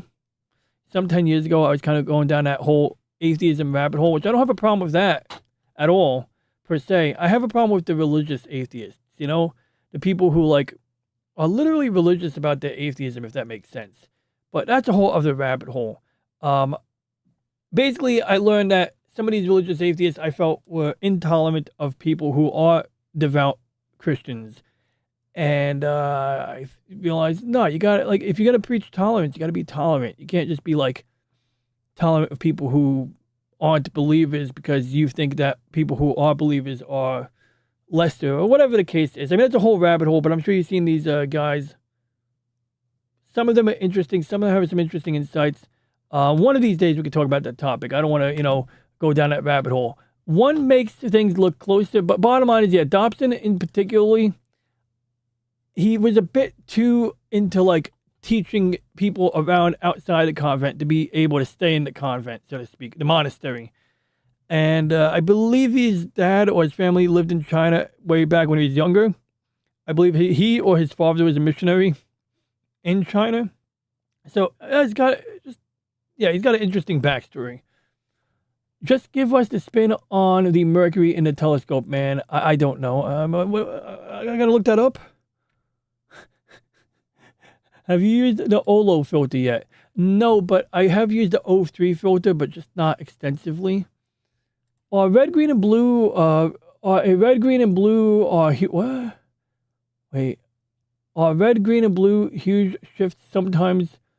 Probably, yeah. Mainly, alignments are going to be off because they're taking them in separate groups in separate passes. So that's why they don't ever align exactly in the same spot in the frame. So interestingly, just to get one color channel, for the red color channel, I have to stack multiple pictures together.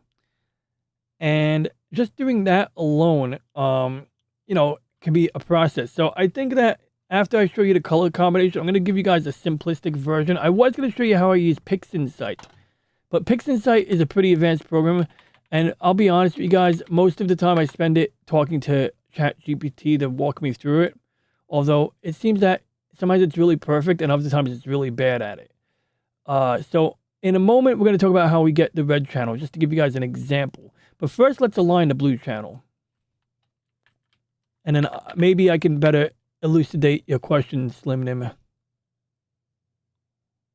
So this one here feels like it's, oh yeah, so one of the issues I run into is that when everything's said and done, the,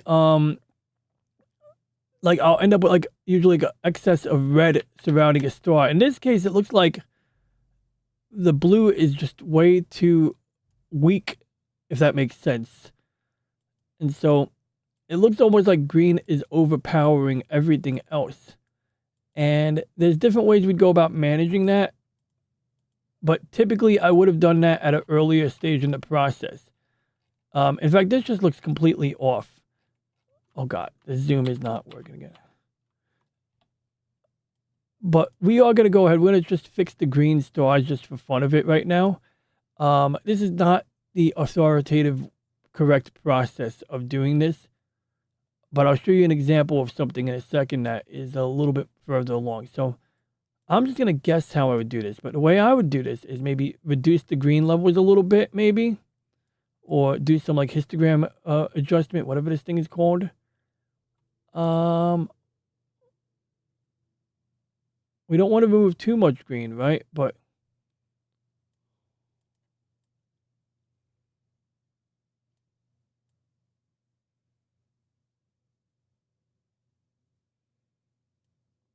honestly, I'm not really sure how I got all that excessive green in there because I've done it correctly before. So let me show you a final product that's correct. But you can totally see, you know, like I said, you can see the individual stuff here. And you can see how we can pull it together to at least bring the colors together, even if it's not correct. Here's a correct RGB composite. This one's a little better. Now, this one here, you can see we have a glut of red on it. Maybe that's what happened. Maybe I mixed up the red and green channels on the other picture. And one of the things we could do here is, just for demonstration purposes, is I could independently move the red. So you can see how this mostly has something resembling correct color. And we could definitely separate them. And so just, you know, point I'm getting at is these pictures were all monochrome, black and white pictures taken, but with each a red, blue, or green filter in front of them. So ultimately, since we know there was a red filter in front of the black and white image sensor, we essentially, for simple explanation purposes, convert the black and white image to black and red, right? Because like think about it, like the dark parts of the image are still going to be black because that's the absence of light. The bright parts of the image are going to be, you know, basically whatever color. So yeah, if you have a red filter and you see the color white, you know that's going to be bright red. The color gray is going to be a darker shade of red, and the color black is going to be black, the absence of light, or you know, anything in between. So it's when you're mixing these varying levels of intensity for each color that we get the, oh yeah, and this is from the stream we did weeks ago where we, you know, this is actually from me. So Slim, you remember we were talking about overscan? I had to do a bunch of research. Well, we weren't really talking about, but you mentioned overscan, and it actually came up to be relevant because when I was doing the image testing relating to last week's show, it occurred to me that, that some of these games, like I had a game, okay, here's one example. Here we go. So this is like 2 ways I could play the game. This is a YouTube video. So I had to actually go look up and take a screenshot from a YouTube video from somebody else. And when I did, I realized mine wasn't aligned correctly. I was like, oh shit. See? And I know it's like unrelated, but so then I said, well, which one's correct? So I kind of concluded that mine was incorrect, I think. So then I sought out to match it. So in the end, now this one is the correct size. So instead of the size going like that,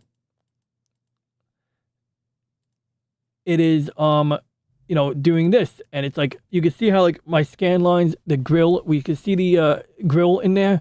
But of course, the reason I was stacking these layers together wasn't just to get, you know, get the aspect ratio right. Although in this case, it allowed me to set up my filters so that now I have shaders that are for both PAL and NTSC basically. So that if I see a game is supposed to be presented with a correct aspect ratio, if let's say I see a circle that looks like an egg, I'll pick the other aspect ratio. Or if I see a circle that looks like an oval or not the correct shape, I can then, you know, make a decision based on that. But this is kind of cool. This is from last week, but I think it's cool. So I want to show you something very interesting. So now, this is actually like cool. You'll see this is the filter that has the sharp pixels and has jagged lines. And this is the filter that makes it fuzzy. And because it's trying to simulate what a CRT does, it does it correctly, I believe. So, bottom line is, this is what the game looks like with no shader whatsoever. I'm going to zoom in on it, even though that's going to pixelate it further. But just for education, we're going to zoom in on the bottom here. And what's cool is, look at that. So, it's kind of fuzzy. Some people might not like that. But here's what it looks like when we use the filter while keeping it sharp. And in some areas, it looks good. Like, if you zoom out, it looks good, but I think I do like the way it looks when it's blended together, and I think that might be more faithful for what it would look like on a CRT or an arcade machine of the era. I believe this is what the developers would have intended. But in particular, what jumps out at me is the sun. Look at that. Look at that letter S. It almost has a sweet curve to it. And when we turn on this layer, it is sharper, but also one last thing. Slim might be able to chime in on this. I noticed the blue looks kind of purple here.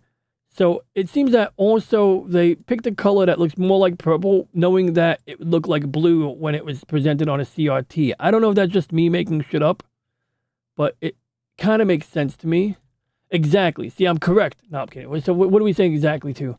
I think I might stream in about an hour after this, or close to that. And I'm in a place that's starting to kick my butt. Ooh, cool. Red, where are you? Oh, did I have to show you Red? We need to get at least 5 viewers from Japan to your channel to help make more turtles and tortoises, which we all know is different. We gotta make turtles and tortoises? How do we make, from Japan? Wait. Is Japan known for making turtles and tortoises? Do they make genetically engineered animals? Japanese turtle power! Do-do-do-do-do-do. Turtle power! Dun-dun-dun-dun-dun-dun-dun. In any case, video caption, I have that I want to change the color of a cosmic video. In any video or caption I have that I want to change the color of a cosmic video, there are only two things I deal with to get true color. Blue and red. Green is almost not there. That's a fair point, Slim Nim. As a matter of fact, that's a very fair point. So that is a valid solution, is just suppress the shit out of the color green, because it's true, it's barely there, but every color is comprised of all three primary colors, even if there's no green in space. But that's actually why I use a monochrome camera. People go, Ron, but what about the light pollution? Well, let me show you something that I'm sure you guys have seen already. I've talked about this before. How do color cameras work? That's how they work. So my camera has nothing but gray pixels like over here that record black and white. But a color camera has micro filters in front of every pixel. So really, a color camera is a black and white sensor with every pixel is actually made up of 4 pixels. And in front of each of those 4 pixels is either a red filter, just like what we did now, except that it captures the red, green, and blue simultaneously. Now, one thing you might notice is that in this group right here of 4, there's actually 2 greens. It's red, green, and blue. And I don't know if that's just because it was easier to design, but allegedly it's mainly because the human but I mean, what I do know is that our eyes are sensitive to green. So arguably, this is designed to replicate the spectral sensitivity of our eyes in the visual spectrum. But when you're doing astrophotography, this imposes 2 problems.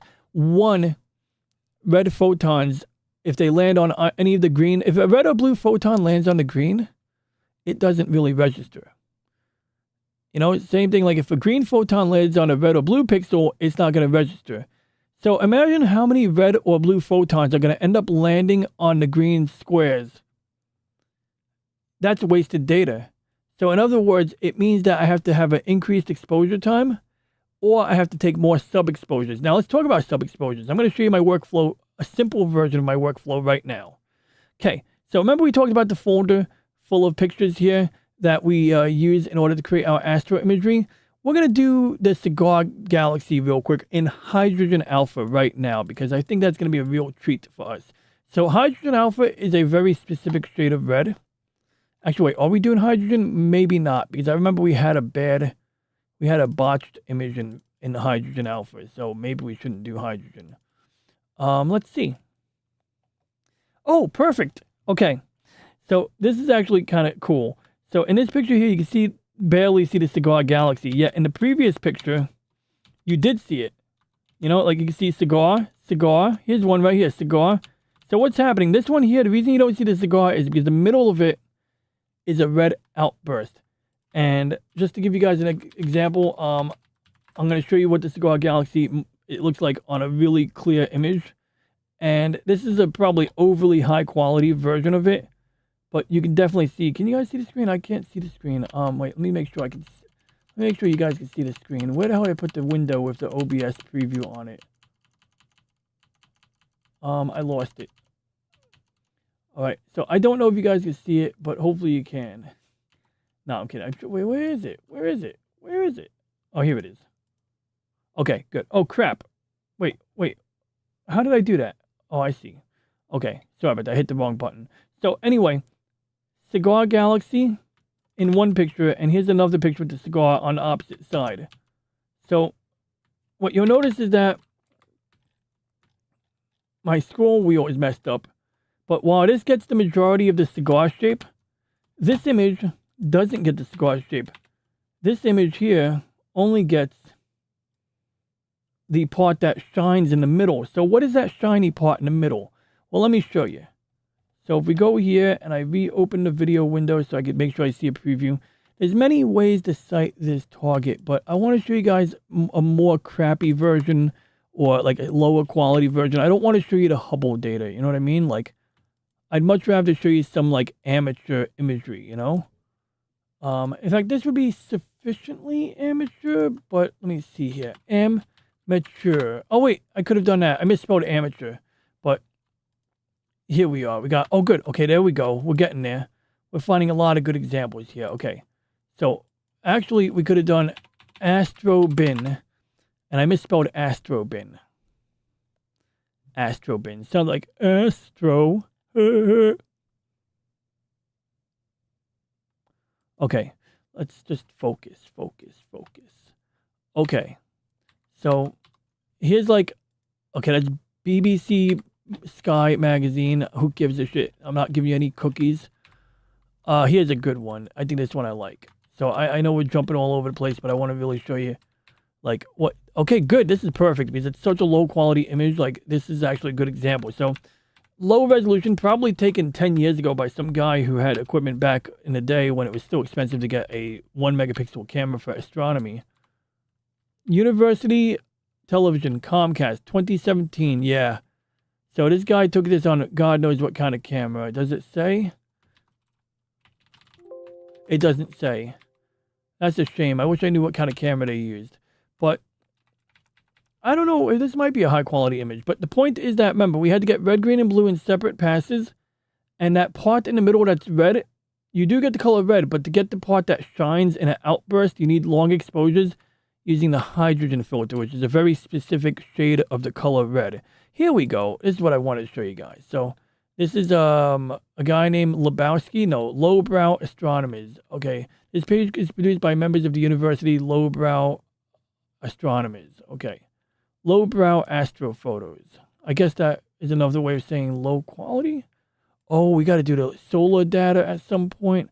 Here's some wide field imagery. You can see these are like, some of these are just like quick whipped. They just whip it up. So this one's just pure black and white here. So anyway, let me show you how I stack it.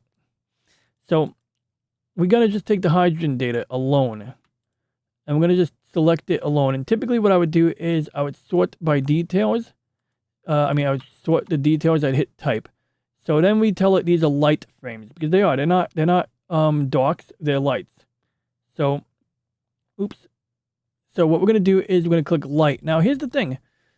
In the columns at the bottom, it tells us what settings I used in order to take these pictures. And in this case here, I care about the gain and the exposure time. Okay, these are 10-minute exposures, 1600 gain at what temperature? Well, it tells me the temperature here. The temperature was negative 15 degrees. So now I have another folder here. This is my docs folder. This is literally on the backyard PC. This is remotely accessible. I back up all this data to my server. So I need to find pictures.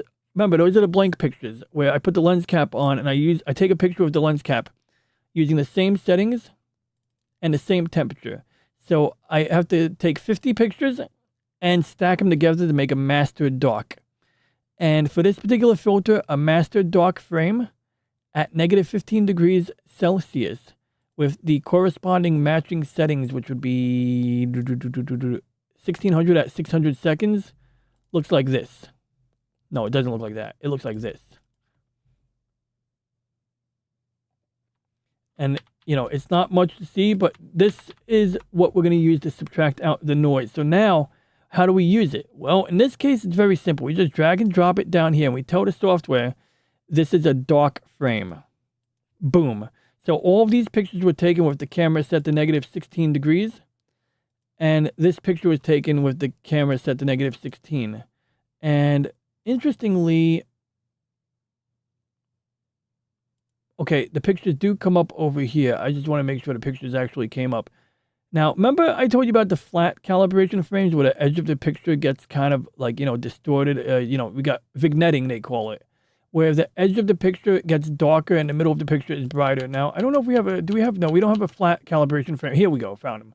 So I'm going to show you now how we do that. So we got the hydrogen alpha. It's got to be the same filter. I'm going to open up this flat calibration frame for you guys so you can see what it looks like. So this one here, you can see it's like dark corners, dark edges. So this is going to be like a map that we use to even out the hydrogen image. So we go back here. We're going to include this like this. It's going to ask, what is it? It's a flat frame. Boom. Now we got all our pictures. Now I do have a little issue here. For some reason, this is showing up blank, and I feel like I should be seeing something. But we're going to just assume that everything's okay, and we're going to roll with it. So now we're going to say register checked pictures. Normally, I would not proceed without seeing something here, but maybe it's because this is a narrowband picture. So you could set your parameters, but these parameters are already good. The parameters would be different if we were doing a comet, but we're not. We're doing a planet. We're doing, a galaxy. So we're going to click OK, and it's going to do a little bit of processing now. It's going to literally see it's processing. So now I can read the chat. Black emptiness versus black matter. Yeah, I figured dark matter is like a placeholder in the equations. Precisely, your full size in a window is not the full size. It has to be the full size outside of window, and then it'll give you the full size. Yes. So you have compression inside of window. That is not exactly right. So, oh crap, I'm way behind. Oh crap. Okay, so can I pay somebody to like give me executive summaries on the chat so that I can like save time? Would you guys be mad at me if I copied and pasted this into ChatGPT and asked ChatGPT to summarize the chat whenever I'm behind? How would that make you feel? Would that make you feel like I'm violating your privacy? I don't want to do it if, seriously though, I'm not even kidding. Like, if it makes you uncomfortable for me to copy and paste the YouTube chat into ChatGPT to get a quick summary when I'm behind, if that makes you uncomfortable, I won't do it. But if you guys are all like, that's cool, I would love to try it because I'm curious to see if that would make it easier. Or whether I want to play the game or just use a clean filter with the same thing. Or no, so the problem is there's a reason we can't do that. So I just use a clean filter with this thing on the side because that's what's going to look like almost every time, whether or not I use the filter. So the problem is that if I have the camera installed, all of the pictures I take with the camera rotated the way it is now apply to this flat. If I remove the camera to clean the filters and I don't put it back in the exact same orientation, meaning that when you take the sensor, if you take the camera out, it's got a square or rectangular sensor. If I take it out and I put it back in, it's like rotated like this, it's not going to match the calibration frames anymore. And there's ways to put it back on the correct way. You can measure the degrees. You can put a protractor to it. You can put a piece of masking tape or paint your camera so that there's a little line that lines up whenever you put it back on. I'm not comfortable doing that. So what I plan to do is when it gets really hazy outside during the summer, I'm going to bring the telescope down for maintenance. That's going to be when I take the imaging payload off the telescope. That's when I'm going to clean it thoroughly. I'm going to do all of that. And then when I reassemble, I'm going to see if I can find a way to seal it up so that dust can't get inside anymore or to mitigate that as best as possible. Then I'm going to just play it by myself. I will be back a thing off to the exact screen filter. Huh? I'm sorry, man. The voice typing is confusing me a little bit. So I just use a clean filter with the thing on the side because that's what it's going to look like. Oh, I get you. That's fair. That's a good point. Yeah, I mean, it depends on what you're doing. If it's a video game or something like that. I miss the Blues Brothers, John Belushi. Oh, yeah. Had a sound that you can not miss. Not exactly the two things you were asking about Blaster Master. No, exactly the two things you asked about for Blaster Master. There is a difference between purple and blue. Blue is what you want. Yeah, that's exactly what I'm getting at. Yep. My random Japanese channel I watched today. Oh, cool. Yeah, he introduced me to Sumo, awesome one. Oh, I see. The scan image will make that almost purple or blue. Okay, that makes sense, Slim. When I used the magnet on old TVs, it pulled the colors out. Yes, when I was a kid, my mom told me about how when the TV had a busted degausseur in it, so when the TV, when there was a power outage, the colors would be wrong. And my mom and dad sometimes would use magnets to move the colors around on the TV until the repairman came out. And the repairman would use a ring, a degausseur, just a ring, and he would go, ooh. And what's crazy is, when I worked at Best Buy, we had one of these degaussers that you plug into a wall socket and use it to degausser TV, and they threw it out or recycled it. And I wish I took it home, but I didn't want to get fired. Well, I think at the time they were still really sticklers for security. So, like, sometimes you could take home recyclables if it doesn't have any customer data on it. But then, like, sometimes, depending on when you're working at the store and who's the manager, you know, like, some people are just dicks, you know? You are 100% correct about, oh yeah, I said that.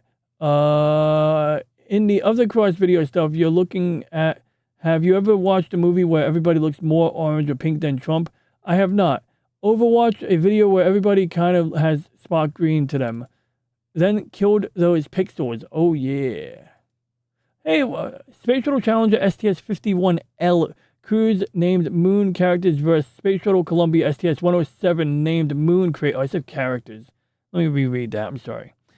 Space Shuttle Challenger STS-51L crews were named Moon craters were named after them, I guess, versus Space Shuttle Columbia STS-107, whose crew members were named who had craters named after them on the moon, at the red, green, and blue color.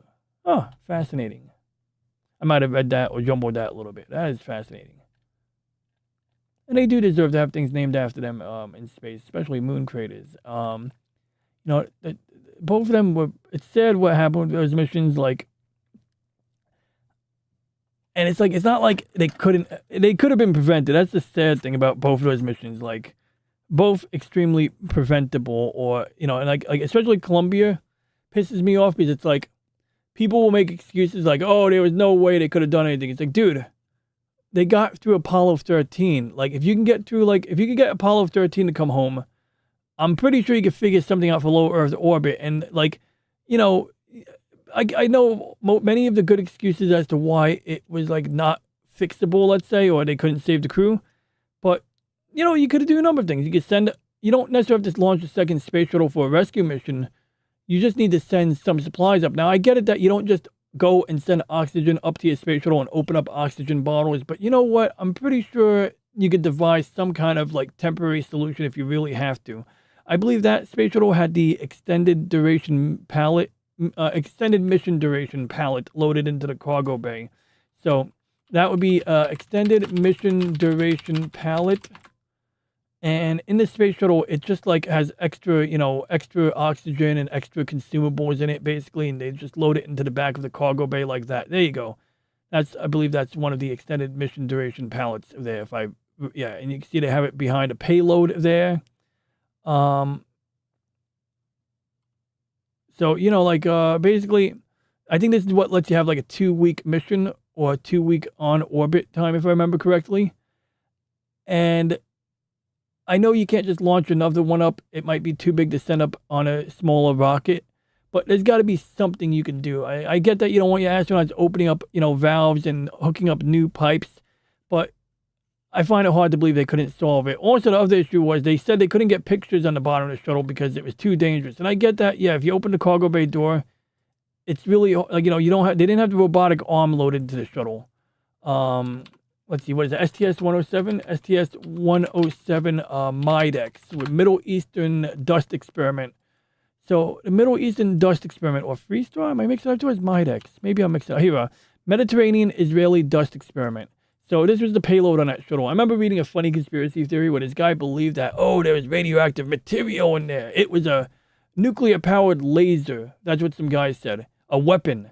But no, that's not true. The reason they don't want you approaching the debris from STS-107 is because you do not want to go near hypergolic fuel. So, you know, the propellant, the fuel oxidizer that they use for the OMS, the orbital maneuvering system, you do not want to breathe that stuff in. You do not want to touch it by accident. You do not want to get it in your eyes. So, yeah, that's why they tell people that shit's toxic, because it is. And, you know, when a vehicle disintegrates all over the ground in Texas, from Texas to Florida, you want to warn people not to touch it. But I thought the conspiracy theory is kind of amusing. But anyway, what's my point? Oh, yeah, and you can even see the mission patch shows a laser, because that's what they're doing. They're using the lasers, I think, to measure the aerosols or the dust and, you know, vapors over the desert, you know, basically. If there's a sandstorm, I guess, you can use that to shoot it. This was the mission with the Israeli astronaut. Now, apparently there's an airplane there. Were they bouncing the laser off of an airplane? I don't know, but it's just, pretty cool. The fast reaction experiments enabling science, technology, applications, and research was a payload of 6 separate experiments on the Space Shuttle Columbia. Okay, so it included MIDEX, shuttle ozone limit sounding experiment, critical viscosity of xenon, solar constant experiment, SOLCON 3, and space experiment module, up to 11 separate students' experiments from schools across the United States, and is the 14th flight of student experiment module. I mean, basically student experiments. So they've done this before. So maybe like I want to say, oh, if I put a piece of chewing gum inside of a Tupperware, what does it do if we bring it to space? And if they approve that experiment, they'll launch that payload as part of the experiment payload. The low power transceiver is a compact low power transceiver experiment. It is a compact, flexible device that can be configured to perform custom communications and navigation functions in terrestrial, airborne, and space applications. So it's just a little glimpse of STS-107. But the point is that they didn't, because they had the Freestar, loaded in a payload in there. They didn't have the robotic arms. So you couldn't put an astronaut on the end of the Canadarm. The Canadarm is the robotic arm on the space shuttle. So I do Canadarm. There's billions of pictures of the Canadarm. You can see it here. It's got the Canada logo on it. And you have cameras, you have a grappling mechanism, I believe, but there's also, ways that they use it to support an astronaut. Like, if you want to put an astronaut, like this one here, like you see this picture here, the astronaut is on the end of it. So you can position him wherever you need to position him to do work or, any number of tasks. So they didn't have this in the shuttle. So yeah, it would have been tricky to, get under the side. So like, let's see here now. The Space Shuttle Columbia wing, they did an experiment after Columbia crashed where they shot foam at the front of the wing. The front of the wing is made out of reinforced carbon or reinforced carbon composite, I believe. Basically, it's like a baked graphite, almost like a ceramic. So it's hard. It's made out of the same stuff like pencils are made of, basically. But it's going to be brittle. You can see here, and it's got fiber going through it. So in this case, it's sort of like fiberglass. So it's like a graphite with carbon fiber woven in between. And this is the leading edges of the wings because this has to handle very high temperatures. Now imagine when the space shuttle is taken off, a piece of foam comes off of the fuel tank. In fact, this picture here shows exactly what happened here. So somewhere here, there's like a foam ramp, and there's a pipe going into that. And that piece of foam got vibrated, shooken off. And when that piece of foam came down, it slammed into the front of the wing. And there's a dramatic video where you see the impact. You see the puffiness of it, so to speak. And another picture is right here. You see, in fact, you can see like this little smoke puff. And that's where the damage was done. So they couldn't get a clear picture of it. And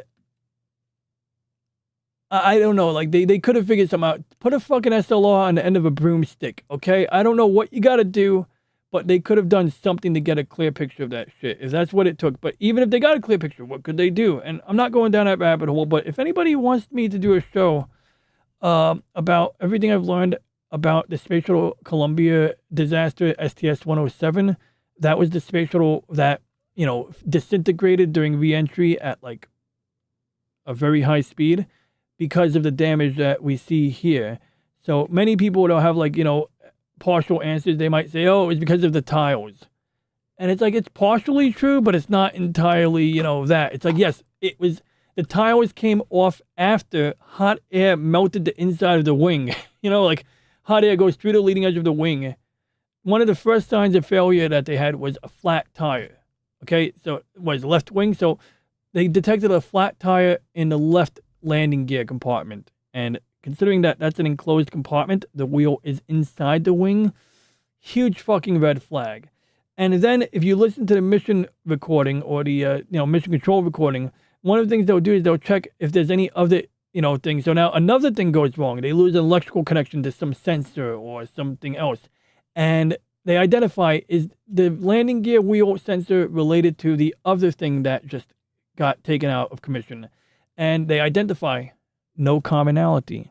no commonality means that these two systems that have gotten disconnected or otherwise have failed have no relationship to each other. They're not linked to each other. They're not connected to a central thing. Like, they're not like, they're not failing for the same. Unfortunately, they're not failing. It's not like they share the point of failure. So if these two separate systems that have no commonality are failing at the same time, it means that it's an external factor, like a hole in the fucking wing. And it's very sad how it went. And I think it's worth analyzing because I think it's a worthwhile exercise to play Monday morning quarterback on this, because I think more could have been done. And I think it's worth challenging those who think more couldn't be done. So I apologize, but yeah, if you guys are interested, let me know. And I really want to thank Hein Chari for bringing that up. Really, it means a lot. It's a good topic, and you know your stuff. And I'm gonna look into the creators that. Oh, let's see. Actually, it's a good idea. Wait? Was I just showing you guys the picture just now? Or was I on the camera the whole time again? Okay, just in case I wasn't showing you the pictures. Recap.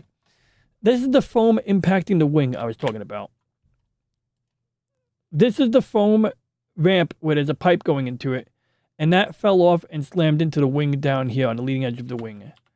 And this is a test they did on the ground to simulate the impact, and this is the result of that test.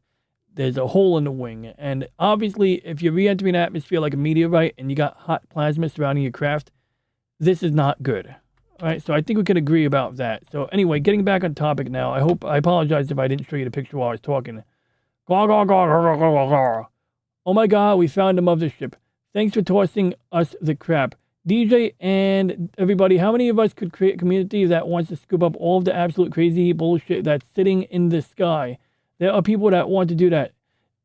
That scooped up all of the absolute useless. Yeah, so when they're going to de-orbit the International Space Station, and that's a dumb idea. Okay, like, I understand why nobody wants to buy the ISS for private use and all of these things, but like, they should really keep it up there in a safer orbit, maybe send it to a higher altitude or wherever, a graveyard orbit. Because when we start manufacturing space, that's a lot of scrap. And it's absolutely dumb to take all of that refined steel or aluminum or whatever material is in the ISS and burn it up in the atmosphere, dump it in the ocean. I mean, like, it costs so much money to bring that stuff up there. And I get that we can't use the station indefinitely, but we can use the materials that are on that station. When we learn how to smelt metals in space, you know, that is going to be a heck of a resource if it's there. I have no telescope, and my picture of the solar and lunar eclipse are lame. Lol. Hey, at least you got some. Hey, remember the video stream I did, awesome one, about how to take pictures of UFOs and drones? Like, remember they had the drone scare in New Jersey? And I was getting frustrated because everyone was taking like videos at 24 frames per second. And none of it was in focus. And I get it. The autofocus doesn't work when you have a little dot above you.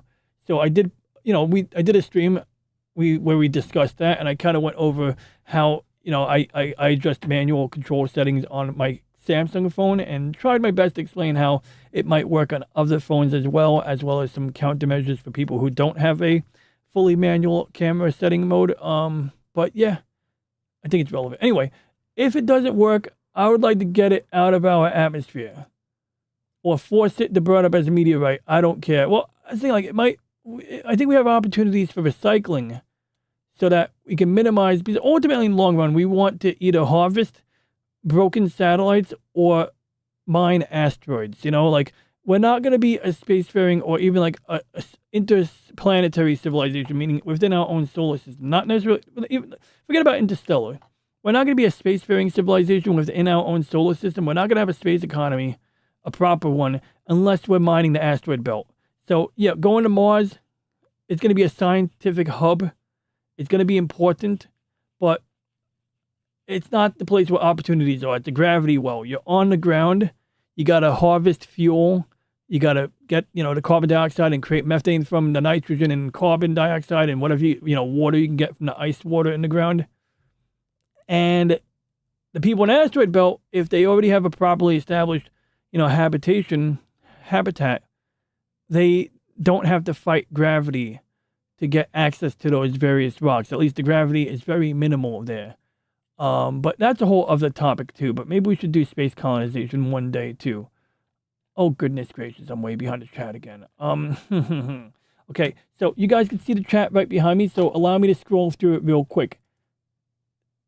Israeli Turtle Rahman, Israeli astronaut. Please tell me his name is not Turtle Rahman. I know he is like what, one of the first, if not the first Israeli astronaut on the but is his name, wait, his name can't be Turtle. Oh, it's not. It's Ilan Ramon. And Wikipedia, I'm not giving you a fucking cent, you cunts. There he is. And regardless of anyone's politics, may he rest in peace. He looks like he served with distinction. Was he in their Air Force? Did they wear the same uniforms as us? Oh, this looks just like our Air Force uniforms. Ah, damn. A fucking F-16. These things are loud, by the way. I remember on September 11th in 01, when these buzzed my house, these things literally barnstormed my house. They are fucking loud. Just a single engine. I saw the fire coming out the back of the engine exhaust. So goddamn loud. And on one angle, I was excited to see the planes. It was just cool to see them. For some, it maybe made people feel safe, but in retrospect, well, I have a whole other angle on that. But I still enjoyed seeing the planes. I still appreciate the fighter pilots. I just don't appreciate that our tax dollars did not, maybe prevent the Twin Towers from being hit by planes. But that's a whole other thing. It's easy to play Monday morning quarterback. I'm sure I'm ignorant about a lot of details on what it takes to defend our airspace. Moving on, if you want to put a chest that would respond for you as opposed to you, I would be happy. Same thing as I am with the channel. I can absolutely recognize when that happens. So there's a Russian guy who has a channel about putting the most ridiculously powerful madness he can next to TVs. It is an absolutely fantastic thing. Oh, yeah. I think I know what you're talking about. I seen the guy who would, he made the microwave work with the door opened, and then he used the CD as a reflector to reflect the stuff at. It was politics that left them up there. Oh, you're talking about the two, you're talking about the more recent one with Sunni and, I can't remember, the guy, Whitmore and Sunni. I can't remember their full first names right now, but, I respect their professionalism. They kept their mouths shut while they were up there, and they were, positive. They kept positive, but when they were down on Earth, they did the Brett Baer interview. They opened up, and that was, I'm glad they were willing to speak up. The thing people don't understand about space launches is the timing is, yeah, true. Launch windows are big, right? You got to time that launch window. Is that a turtle in space? Like, there's only a certain window every so often to send something into space, assuming there might be a good weather for it. Yep, that's true. And, well, also the thing was that with Columbia, it was a different declination, and that's why they couldn't just, they couldn't go to the International Space Station, for example. That was not an option. But there was a satellite in French Guiana that was, available that could have been maybe, it would have delayed someone else's payload. But it would have, that's cool. Okay, I'm bookmarking this. Thanks, man. Thanks, Awesome One. That's the video that Awesome One sent. Oh, it's a new month. It's May now. Let's add this to the May playlist. Let's see here. It's going to be 5/2025A. There we go. I got it in my May playlist right there. But let's finish the image stacking real quick. And we're getting Cosmic Powers come back as a Marvel movie. According to MAGA, the flight never happened. What do you mean the flight never happened? Which flight? What flight are we talking about? Because I'm potentially, I'm not going to say it out loud because I really don't want my channel to get blacklisted. But, I'm kind of that persuasion to some extent. Like, I'm willing to criticize the guy, but I'm mostly unfussed by most of the things that get people uptight about him. But generally speaking, I'm happier with that guy in office than, what would have been in office if the alternative had won the election. But that being said, which flight are we talking about?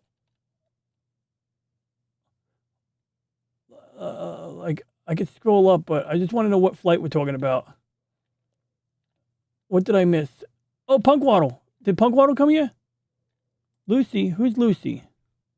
Is that the girl who has the channel with the Wonderful thing? person. This is Anton. Oh, Lucy. The asteroid. Yeah, I saw a part of this video the other day. That was interesting. I wish I finished the video so I could talk about it, but I'm the recent Lucy satellite showed a meteor or a comet that looked like a peanut. It did. It did. Yeah, I seen these before in Space Engine, and Anton did a good job talking about it too. I'll add. The pictures from this asteroid And he really like he showed a simulation of how the asteroid was probably formed, and you can see like, yeah, that's pretty cool. Like, man, if you want to put a chest that would respond for you as opposed to you, I would not be happy. Same, a chat. Wait, I don't. Same thing as I am with every channel. I can absolutely recognize when it happens. So there's a Russian guy who has a channel about putting the most ridiculously. Oh yeah, we've been over this. Stuff in TVs. Those could be fun. I used to watch a channel that AI read super chats, and he had at least 900 saved quotes. You could call up with code quote 123 and change the number at the end. That's cool. I will not be able to give all the correct explanation this evening. I understand, Slim. I know how it goes. Hey, look, if one day when you're streaming, you give me some preemptive notes maybe before my own show. If you want me to talk about something or you want to focus on like a space topic and you have some ideas, man, spitball up. He's usually pretty good about, raising ideas that I can follow up on. You know what I mean, Slim? So, I'm game. If I fought in the woods, did a tree fall? Well, you heard the tree fall, yeah. Yes, the tree absolutely fell from your fart. That makes sense. Canada Arm. That's like a dumb name. Then moments later, I saw the Canadian flag. The bigger question is, oh yeah, you just thought it was a dumb name. It's like, yeah, it's Canadian. It's made by Canadians. Mime's the word. Dude, I got a funny story about that, but I'm not going to say it right now. But anyway, why did the shuttle disaster interrupt my cartoons? That's what I wanted. Yeah, why did it? Because like, I don't think it's worth interrupting cartoons for that. I mean, like, put it on the fucking news channel, I would love Oh, okay, I'm kidding. But anyway, I would love a series about the creation and execution of the space shuttles. The execution of the space shuttles. Wow, that's morbid, Slim. The execution of the space shuttles. Man, I could picture that. The little space shuttle walking up to the firing line, them putting the noose around the nose of the plane. I'm kidding, though. It's a good topic, though. Jokes aside, I know what you meant, and that's a great topic. And I think we can cover some interesting ground on that. I have a toaster. But I'm not going to show my toaster right now. Oh, did I catch up with the chat? I'm caught up with the chat? Oh, crap, I'm not. Okay, I'm going to skip a lot of chat, guys, because it's a lot of chat. Okay, we're not that bad, actually. It's called Space Junk. I do occasionally give Ronnie a hard time because sometimes it's pretty hard behind on his stuff, but I do the same thing. Honestly, I have to learn to not read the whole chat. That's what the best streamers I know do. They don't read all of the chat. And it's not like because I don't like my friends or anybody who watches. It's just that the reality is, that's how you keep on topic. That's how you keep on track. That's why I kind of like the idea of copying and pasting the unread chat messages to ChatGPT and just getting a summary. Like, give me a list of what everyone said. Like, just give me the names of people and what they said and what I should respond to. Yup. No, I don't have enough home and garden TV. The stuff from old satellites and whatever worth anything that a company could make money on. Yeah. So some of it is, but it's like, it might be valuable if we have a space industry. If we have a need to consume materials in space, then that would be useful. On the ground, yes and no, but that would be a motive for a company. I know there's a couple of experiments going on. Like, there's a company they're using something that looks like a net. There's another company, they have a vehicle that attaches like an ion engine or something to the satellite, and then it gradually deorbits it. Because essentially when you're in orbit, you basically have to slow down in order to fall back down. So there's some interesting developments. I'm sure they'll get more progress on that. Did he just talk space colonization? We should have begun that process in the fucking 80s. I agree. If it was worth money, that would motivate people to collect it. Yeah, it's not worth that much money, Lady Mist, but like, that's why I think it'd be more valuable if you have smelting occurring in space. But any company that does develop that capability, the problem is also, when you bring it down from orbit, most of it's going to burn. Some of it will burn up completely in the atmosphere. Some of it will crash into the ground in tiny pieces. There may not be any valuable materials left. What would be interesting is if you could have a satellite that takes apart satellites, removes the valuable material, and deorbits the rest of it. So then the valuable material would go into like a return capsule that could be landed safely. Like, that would protect the material. Pick one. Wow. Pick one what? Precisely have so... You're right. Seriously, just pick one, chat. You're right.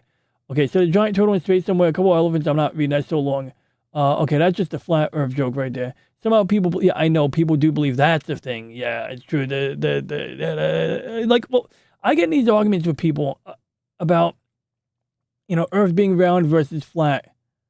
And what's funny is, exactly, and you have the glory of multiple screens. I just got a thingy on the side that maybe works or doesn't. So your phone is the way, I think, right? Because you can scroll up on your phone. So the idea is that you use the thing on the side to get a quick glance. But if you get behind, then the phone is really your only hope for catching up. Or you just tell people, hey, once your message, you know, I started doing Slim. I just assume, unless I know you're looking at your phone, I just assume that if my message falls off the screen, you can't see it. And in a way, that allows me to manage my messages. So I won't send, I'll try not to send too long of a message, or I'll stop adding to a message if I see that, you know, I'm at the edge of the screen. Or if, let's say, somebody says hello and you didn't say hello back to them yet, I'll make sure that my messages don't push their message off of the screen when you're doing your stream, so that you can say hello back to the person. DJ and astronaut. Be like, Shelby ignores the chat and draws. Shelby? Curtis? Oh, Shelby. I don't know Shelby, I don't think. I have a toaster too. You want to see my toaster? Here, I'm going to show my toaster real quick, and then I'm going to get back. I'm going to finish this up. We're going to wrap this up. I'm going to show you one last thing. Okay, so my toaster's name, Petey. Yeah, my toaster has a name. I mean, I didn't even know he was a toaster, but every time Snowdub invites me on his show, he doesn't say Petey. He says, the toaster. Then when I'm on his show, he forgets my name, and he goes, you over there, the toaster. There's my toaster. And I even have some like plugins here that I would turn on right now, but they'll crash OBS 1 in 10 times. Testing 1, 2. Let me see if I can do it right now. Testing 1, 2. See, I got the spectralizer here. So sometimes these crash OBS. Oh, and I have these filters too.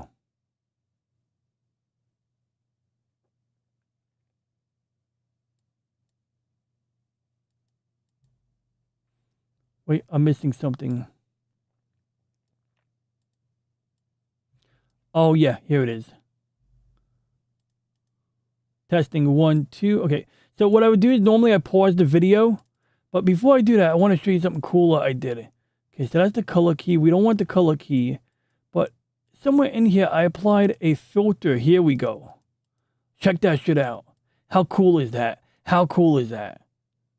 Some people might not like the scan lines, but like I did this digital glitch here to kind of like, and then that's the VHS glitch.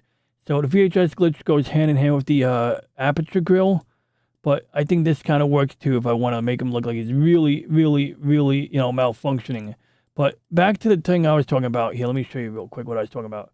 So typically I would pause the video like this, right? Then I turn on the spectralizers, but we got to actually do the other video. It's at a lower layer. So there it is. And then I pause it and I turn on 1, 2, 3.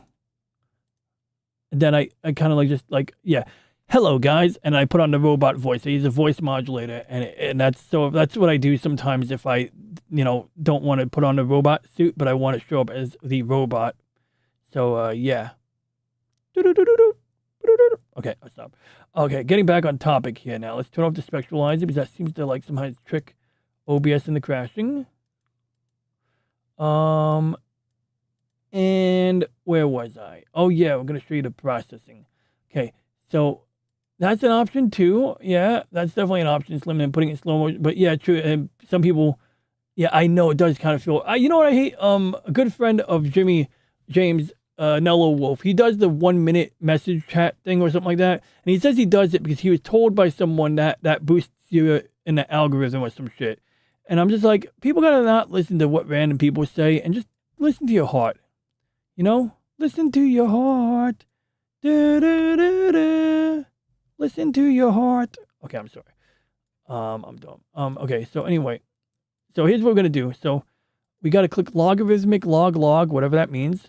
Then I move this over. This makes it brighter, and moving it to the left makes it darker. But now we need to stretch the histogram. And so how we do that is I pull this part to the right, I pull this one to the left. And interesting, this image just has so little data in it. I don't see anything in here. Honestly, this image is a disaster. I don't like it at all. They're not doing this image. This image just doesn't work. Like, it's really not a good image. Like, I don't know why it's so busted up, but this is just not a good image. So we're going to clear the image from the list. I'm going to grab the image that I was going to work on. So once again, we're going to take the hydrogen flat and get rid of it. We're going to then take the cigar. We're going to look for a picture that's nice and bright and well registered, like the red filter. Oh, good. Luminance filter. That's perfect. Okay. So luminance filter isn't going to be the clearest picture, but it's going to be the brightest picture. So there it is. You can see that's pretty damn bright. It also looks like the weather was kind of bad that day.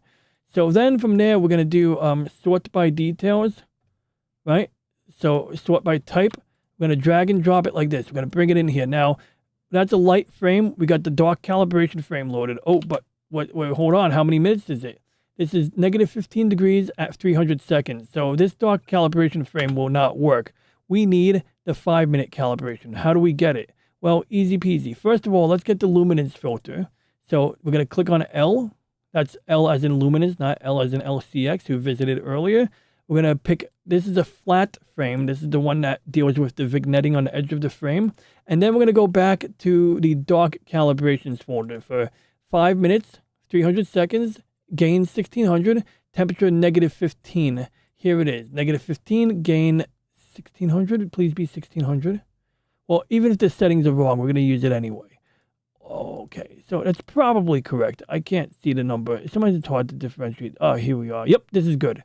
So we take this, we bring it in, we tell it this is a dark calibration frame. We say boom. Now we can see this hazy galaxy here, and all of these have the same ugly hazy galaxy. So maybe the weather was bad that day, who knows? But what do we do from here? We register. So registration is just going to analyze the pictures. It's going to look for stars. It's going to align the pictures with each other. Because remember, even though these are all taken on the same telescope within 5 minutes of each other, the telescope might drift a little bit. Okay, only 1 frame out of 5 will be stacked because star detection threshold did not detect enough stars. Okay, that's annoying. So only 1 frame got stacked. Let's close this whole freaking app because that is not the way this works. Like, that is literally not how it normally works. I must have just picked a bad data set. So we're going to first of all look for a data set that doesn't suck. Although, look, do we see stars in here? We see stars, right? This has stars. So they can't tell me this doesn't have stars. So this should absolutely work. So once again, we're going to take these 5 images. We're going to bring them into Deep Sky Stacker. These are, maybe I made a mistake with the settings earlier. So this time I picked light frames. Okay, so that's number 1. So there's our light frames. I'm going to just make sure we center this so you can see what I'm doing. Then we got to take the dark calibration frame. So these were 5 minutes at negative 15. That's the dark calibration frame. And then finally, we also have to do what else, guys? We need to go and get the flat calibration frame, which I have bookmarked right here. And presumably this one will be the correct image right here. So we'll bring that in. We'll tell it this is a flat. Now, in theory, we have everything here. And we can see stuff here. Now, I don't like that everything is too bright. I don't know what the hell that's about. But we're going to try it anyway and see what happens. So, first of all, let me see if it detects any stars. Okay, see, that's bullshit. Maybe...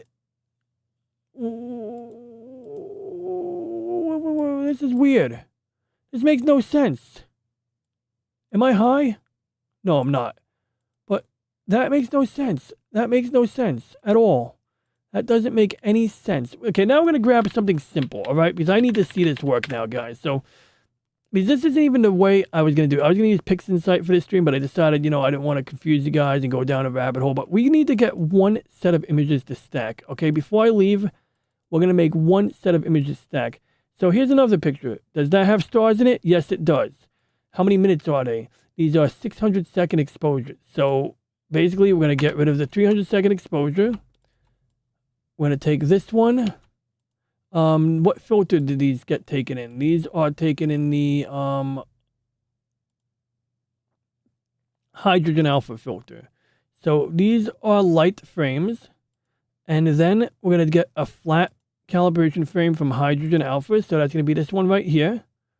So we just take hydrogen flat. Tell it it's a flat. Then we got to take the dark calibration frame, right? So luckily that was 600 seconds. So we go here. I have brand new 600-second exposures at -15. Well, they're not brand new, but they're good. So we're going to double check it because I had some issues with these at some point weeks ago. So I want to make sure they're good. Okay, that one looks good. And the setting is 600 seconds at gain 1600. 600 seconds at gain 1600. Okay, both of these look the same. You can see both of them are basically the same. So it doesn't matter which one we use. I'm going to use this one here. This is a dark frame, so we tell it dark frame. I already dragged and dropped it. Now, you know, there's something wrong here. Maybe I'm just using the wrong target. Maybe this is just a bad target. It's going to give me the same BS. I guarantee it. I can see it already. I can see this is not going to work. Oh, okay, we got it. 20 stars detected. Okay, good. So at least that one worked. So now before we do anything else, we need to validate. So these two are not enabled because these are not matching flats or dark calibrations. So there's our flat calibration. Remember, the center is brighter, the corners are darker. This deals with that. So let's go ahead. We know it detected stars. It's going to exclude the worst 20% of images, which we don't really have a lot of images anyway. We're going to let it process. And we're going to end the stream right after this because I want to tune into my hombre. L. Oh, I appreciate that. I mean, I would not. I wasn't actually, you know, I wouldn't be bothered if he left. It's okay. You know, I mean, I'm starting late. I should have started earlier so that I could tune into Aris and raid him at a nice early time. But I do appreciate you. I hope you're enjoying this or learning something. You sound like you have a rocker's voice. You should do some screeching vocal. You know, it's crossed my mind, L, to like do, what do you call it? I have two ideas. One idea is to do death metal, or I'm gonna close my window. Or I want to do like I want to go hire a vocal coach and do my dog bark. I know it's a little bit rough on the screen right now, but that's sort of how I do my dog. Yeah. I don't know. Is that an okay dog bark? I mean, I know it's a little bit rough, but my idea is I want to record sound samples where I'm barking like a dog, and then I want to mix them into songs, and then maybe release like, I'll do a Christmas album, and then I'll do like a Memorial Day album, maybe 4th of July, we could do like the Star Spangled Banner and other patriotic tunes. So yeah, I don't know, just an idea, but I appreciate that I sound cool like a rocker or a rock star. Love your robo look. Oh, thank you. I mean, he says thank you. The robots over there. But if they made a huge ship that they could put them inside, take part, we would then create larger ships and then use them for space travel. One thing would lead to more and maybe better things. Absolutely. I like that idea, Lady Miss. That's kind of where my mind is at too in some of this. Do you need 3D glasses, Filter? I don't, but I do have 3D glasses on my desk that I use when I'm using Space Engine, because Space Engine has celluloid 3D mode. You can literally it'll literally separate the image into red and blue, and then if you have the brightness on your screen set correctly, and if your eyes are adjusted correctly, which doesn't always line up, you can see things kind of in 3D using that method. But yeah, I appreciate that. Oh, that's pretty interesting.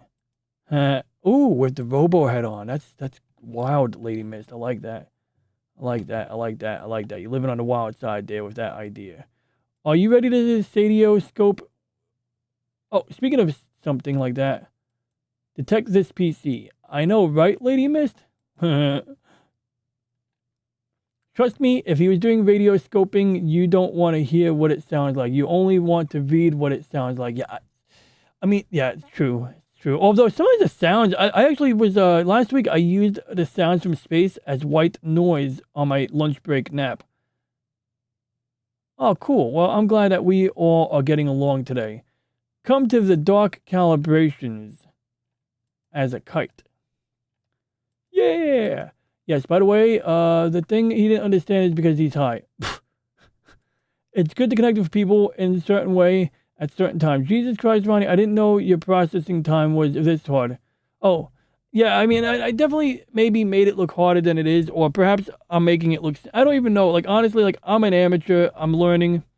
Some people have more experience. I have, you know, but, like, one thing I've noticed was that amazed me was I'm just so happy. I literally didn't know that my flats, you know, these, I didn't know these worked. I just assumed I didn't do it right. But apparently I did. Apparently I did it more or less correctly, and they work. That just blows my mind, and that opens me up to a plethora of things. So real quick, remember when we were looking in the folders at the text files, and I was telling you how each of these text files tell you about the pictures? Well, I'm going to show you something in a minute, but first let's finish processing this image, or at least this one color channel. This is the luminance channel, so it's really all three colors in one, but it's going to be like a black and white. This is a black and white layer that you mix with the three color channels to make the details pop out. So essentially, I'm going to zoom in on this a little bit for you guys here. So you can see the cigar and you can see the galaxy. Now, unfortunately, my mouse wheel is really messed up. Can I zoom in the normal way?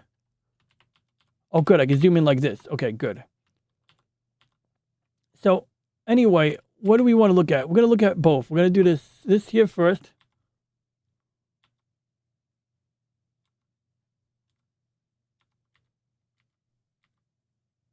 So I'm going to show you something interesting here. So we don't really see the spiral pad on that, right?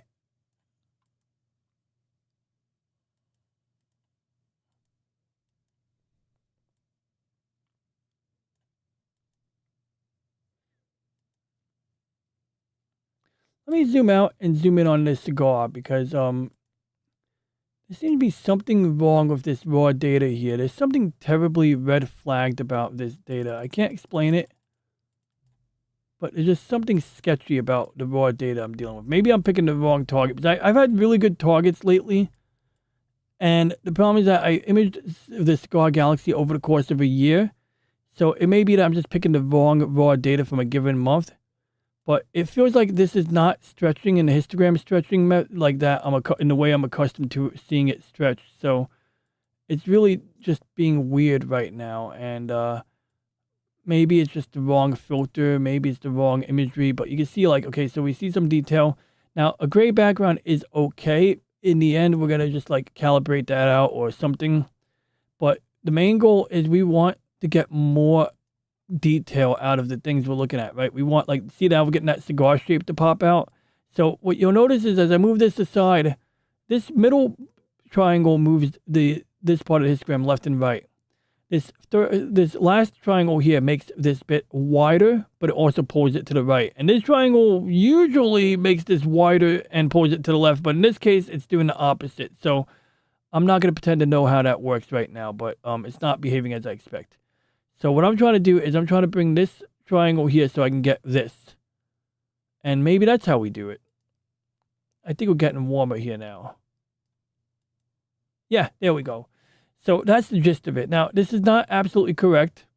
Also, you're going to notice that these stars don't all look round. So this might be comprised of image data that is slightly messed up, or that could be a double star.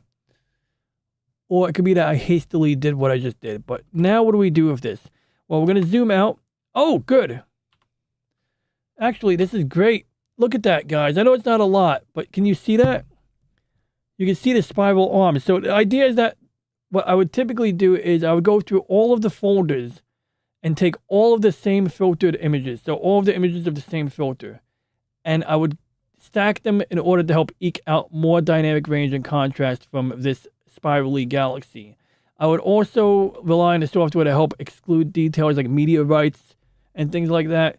And you'll notice that we don't generally see any of the hot pixels, but we see this, either this is a star or a pixel defect that wasn't properly subtracted. And sometimes that happens because I think we probably had to overly adjust this just to get this detail to come out. But without the dark calibration frames, what we would get is we would see these little squares here, right? So just like over here, we got these perfect squares. Problem is that, remember I mentioned that the pictures drift from one picture to another? Well, these little white squares become streaks on the image. So by using the dark calibration frame, we eliminate those streaks from becoming part of the image later on, which, you know, just is tremendously critical. So anyway, let's just pretend that this is good enough. So what do we do from here? Well, I'm definitely going to keep this open because I want to explore this one here just to see how it ekes out. But like I said, we go to the folders. Well, anyway, we have our settings. We don't really have to go to the settings here, but you could if you wanted to. But essentially, we did register already. Now we're stacking it. And stacking happens... Wait, no, we did that already. So we registered them. And we stacked them, I think. Did we stack them already? I think we already stacked them. I want to say we stacked the pictures already. Register is when it registers it. Stacking it when it... Did we do this step already? We did, right? So let's assume we did it already. So there we go. And then we adjust the histogram, which I'm not going to get into the details on. Well, when you save... So we got to save the output picture. So I click here, save picture to file. And you can see here, we have a folder. So we're going to call this stream test of cigar HA. We're just going to give it a funny name. And that's going to go into this folder here, which, and this is then just one layer that we bring into Photoshop and we use it like, you know, we did it here. We basically used a filter here. But in this case, what we're going to do, you're going to notice here that this one here, I didn't do something correct. When I saved the picture, I didn't tell it to retain the adjustments. So the idea is you can embed the adjustments, and I think some software can obey it and some software can't. I don't really know how that works. But in this case, we're going to tell it to apply the histogram adjustments to the image.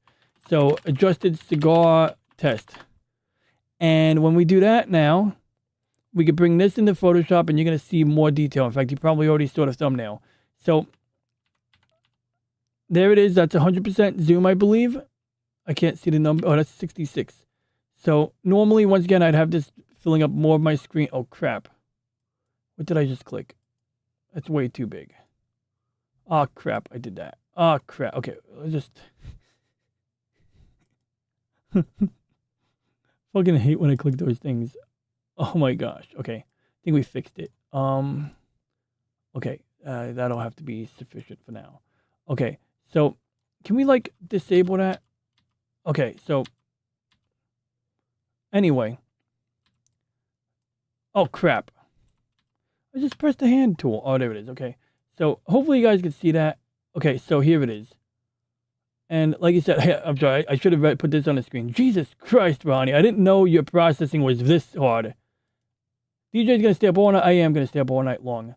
That sounded rough. I forgot. Oh, the dog? Yeah, it sounded rough.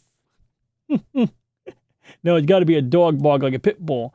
So basically, my dad and aunt can do a German Shepherd, and I've inherited that gift. And I did it at work the other day, and it was a little bit better. And what I did was I couldn't do it loudly, so I was restraining myself from doing it loudly. Then I went inside a closet and I did it properly and loudly. And my coworker's like, "Oh shoot, that really does sound like a dog." So I don't know if they were just, you know, being nice. Wow, man, I'm still behind the chat again. I'm sorry. Yeah, that's true too. I do need some vocal relaxation, Slim. Like literally things that can lower your voice in training over time. I see. Do you need some radio training? That would be easiest to start with. And I see. For some reason, lower voices sell better. Yeah, I that's true too. I do talk loud sometimes to make sure people can hear me. I have some practice speaking low. I just don't practice it a lot. For some reason, lower voices sell better. Yeah, it's true. It's like that ambiance. It's like that seductive, you know, that guy, you know, Bob Ross. Spiral or a thumbprint. So anyway, let's skip ahead and wrap this up right now. What do we do from here? Okay, we're not talking about fractals right now. See how far we can zoom in. Oh crap to the 40-second. Oh crap to the 40-second power. I must have said that a lot. If you want something that can crash your computer, you can absolutely do it with fractals, depending on how absolutely enormous. Yeah. 100 the first test. Okay, so real quick. We can half-assedly make this red. And this would be a reasonably accurate representation of what it should look like. Now, actually, no. This is a black and white image. We have to create a new document. Then we can apply it to the red channel. So let's do that. Let's go new document, RGB. Then we go to the channels. We paste it into the red channel only. And then we would do that with the other two channels. But for our purposes, what we're going to do is we're going to create a new layer. Oops. Wait. We're going to create a new layer. And we're going to put it behind the background layer, which it doesn't let me do. So we're going to duplicate the background layer. We're going to turn off the real background layer. We're going to try to put... There we go. And then we're going to try something. We're going to try maybe like putting the color black here. I don't even know. Like, what would I do? Like, oh, I see what we do here. Channels. It's not looking red, though. I forgot how to do that. Oh, I see what I did. Okay. Hold on. We got to go here.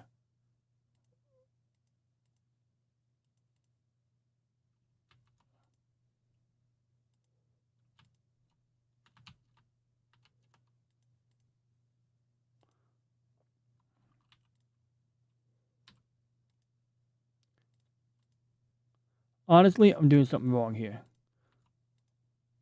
Well, I'm not really doing it right or wrong. We're literally just kind of finagling this right now, guys. But I was expecting this gradient to like just paint the screen.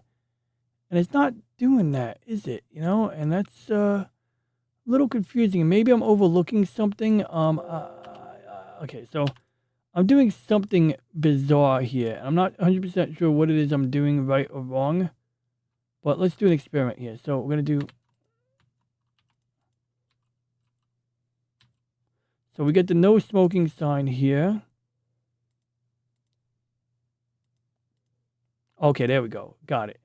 So basically, if I recall correctly, and I don't...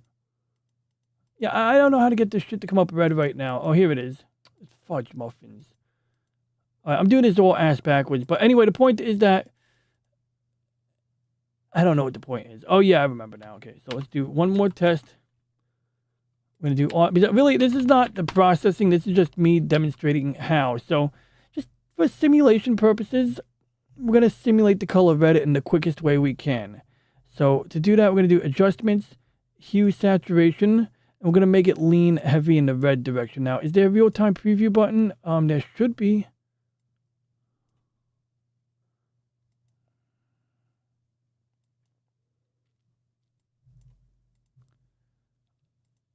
That did not work.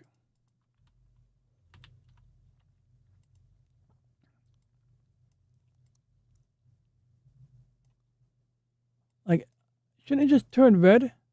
Oh, I know what happened. It's not red because it's not color. And once again, we're doing this for visual purposes. This is not part of the processing workflow. So what we're doing is, okay, that's better. Let's just pretend that's the correct shade of red. And essentially from here, what we might do is then, really it's not correct because the white should be a little bit more redder, but even the red eventually shows up as white. But we got to pull up the histogram or the curves. And then we essentially got to like find a way to exclude out parts of the histogram while keeping other parts. So, like I said, I'm doing this all ass backwards.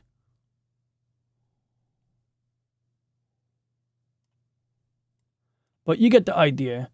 And that just like basically represents the red data in this image. So anyway, that's not really correct anyway. Don't use this as a lesson.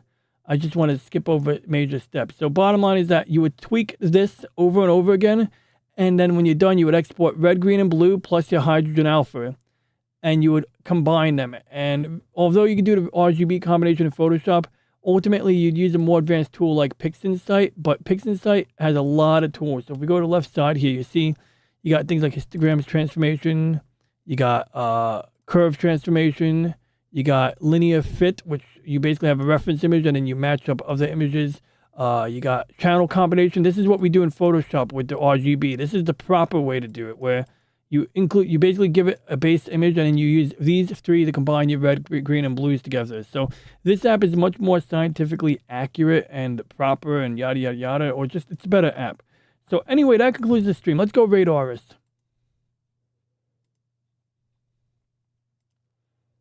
I hope Aris is still on. Okay. Raid Aris and or Chaos. Aris.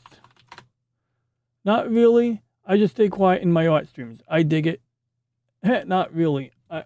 Wait, was I jumping around? Saturdays. So what I was saying is I was giving Bob Ross style instruction video as a parody, and then all of a sudden, all the other guys got following you, Ronnie, and LDP and everybody else. Hell yeah. I mean, LCX is a professor, Bob Ross. Like, you know, you got the lab coat. The other side of Israeli Defense Forces Army and NASA astronaut Ian Ramon were there. My popcorn is ready. Ooh, I'm envious. Ronnie, Bob Ross style astrophotography. I should do that. I should talk softly and be like, And we got a happy little galaxy over here. And, you know, this happy little galaxy, it needs a friend. So let's give him a friend over there. You know, it's like, yeah, maybe I should try that out for anime. And we're now going to lay this, and we're now going to lay this over the red channel, just like that. Beautiful. Oh, I like that. Oh, that's good. That's good. I like that. I mean, I should have the software open while I'm doing it, but you know. And I did a whole processing routine with the help. Oh, that's what I got to show you. Last thing, guys. So, yeah, we got a master RGB here. So I used a combination of other applications, including PixInsight, and we did get an end result that looks like something. And you can see this crappy image right over here, guys. See that crappy image? It looks like hell, doesn't it? Because what happened was, this picture here is the result of me not including flat calibration frames. Can you believe that?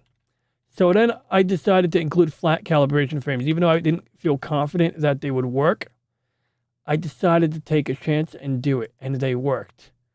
And this is the result of using the flat calibration frames, but this is before crappy mouse. How do I zoom in? Can I zoom in without my mouse wheel? Because my mouse wheel is totally busted. Look at this shit. I can't zoom in on anything like right now. Like, my mouse wheel goes backwards when I try to use it. Like, it's just the worst freaking thing.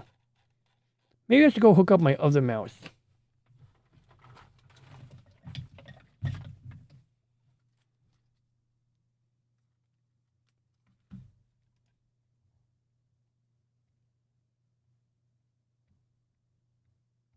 There it is. Okay. So then we do something like, I think we do the curves, and we mess with that, and we kind of just play with that. We say, give me a preview. And you try to bring this into some line. And really, this is not the one I would use, actually. I would use the histogram stretching, I think. But just for kicks, we're going to just play around with this just for kicks. You know, you can see the idea. That's just a star cluster. But you get the idea. So, forgetting about that now, because that's a poorly matched image. The last thing I want to show you is this. So, when I was talking about before stacking the images, this is the star cluster I showed you guys in Photoshop. These are all of the images. Notice that I manually labeled the folders blue, green, L, and R. And that's because inside each folder, every file has a companion. So, for example, this fits file, which is a raw image, has a text file that ends with a suffix. It says camera settings.text. And that's where it tells me what filter I used, what exposure time, gain setting, and the temperature setting on the camera, as well as whether or not the camera was successful at maintaining that temperature and the resolution. And I said, this is a pain in the ass to that, because right here, I have to go into the folder, read the first file in the folder. Luckily, they all have the same settings. So once you find a subfolder with this type of settings, these types of settings, you can label it. So that's what I did. I labeled these green, red, and blue, but I said, there's got to be a better way. So this is a cool thing I did. I had to use 2 different GPTs to do this, but I used a dedicated GPT for PowerShell after realizing the astronomy GPT had trouble creating my script. But basically, this over here is a PowerShell script that outputs the information I need. And that would be inside of the Cigar Galaxy folder. So in the Cigar Galaxy folder, I have another folder, although God knows where the hell it is right now because I'm not seeing it here. Oh, wrong drive? Is it on the wrong drive? Huh. Where the hell is this? Oh, PixInsight. Okay, I got it. It's under program files, pictures. Okay. /program file, users, Ronald, pictures, PixInsight projects. Yeah, here we are. Okay. So in this folder, guys, if we go up here, you'll see there's like, there's actually an output file and there's a script. So the script on its own is just a PowerShell script. And if we open it up for editing, I don't usually use this app. I usually just use a text editor. But anyway, you can see I copied and pasted this from ChatGPT. And I wish I could just open that in my preferred text editor. That would be way easier, way better. Okay, we'll just use crappy Notepad. But I just want to give you guys like a very uncomplicated view. So this is the script I had it generate. And I basically told it I want to weed out some information. So then it generated this report. And you can see the text is small, but the gist is it gives us columns. Okay, actually, wait, this is not the version with the columns. This is. No. Well, anyway, take my word for it. There's a version of this script that has columns in it. So after I did that, In fact, let me see if I can show you here. Okay, so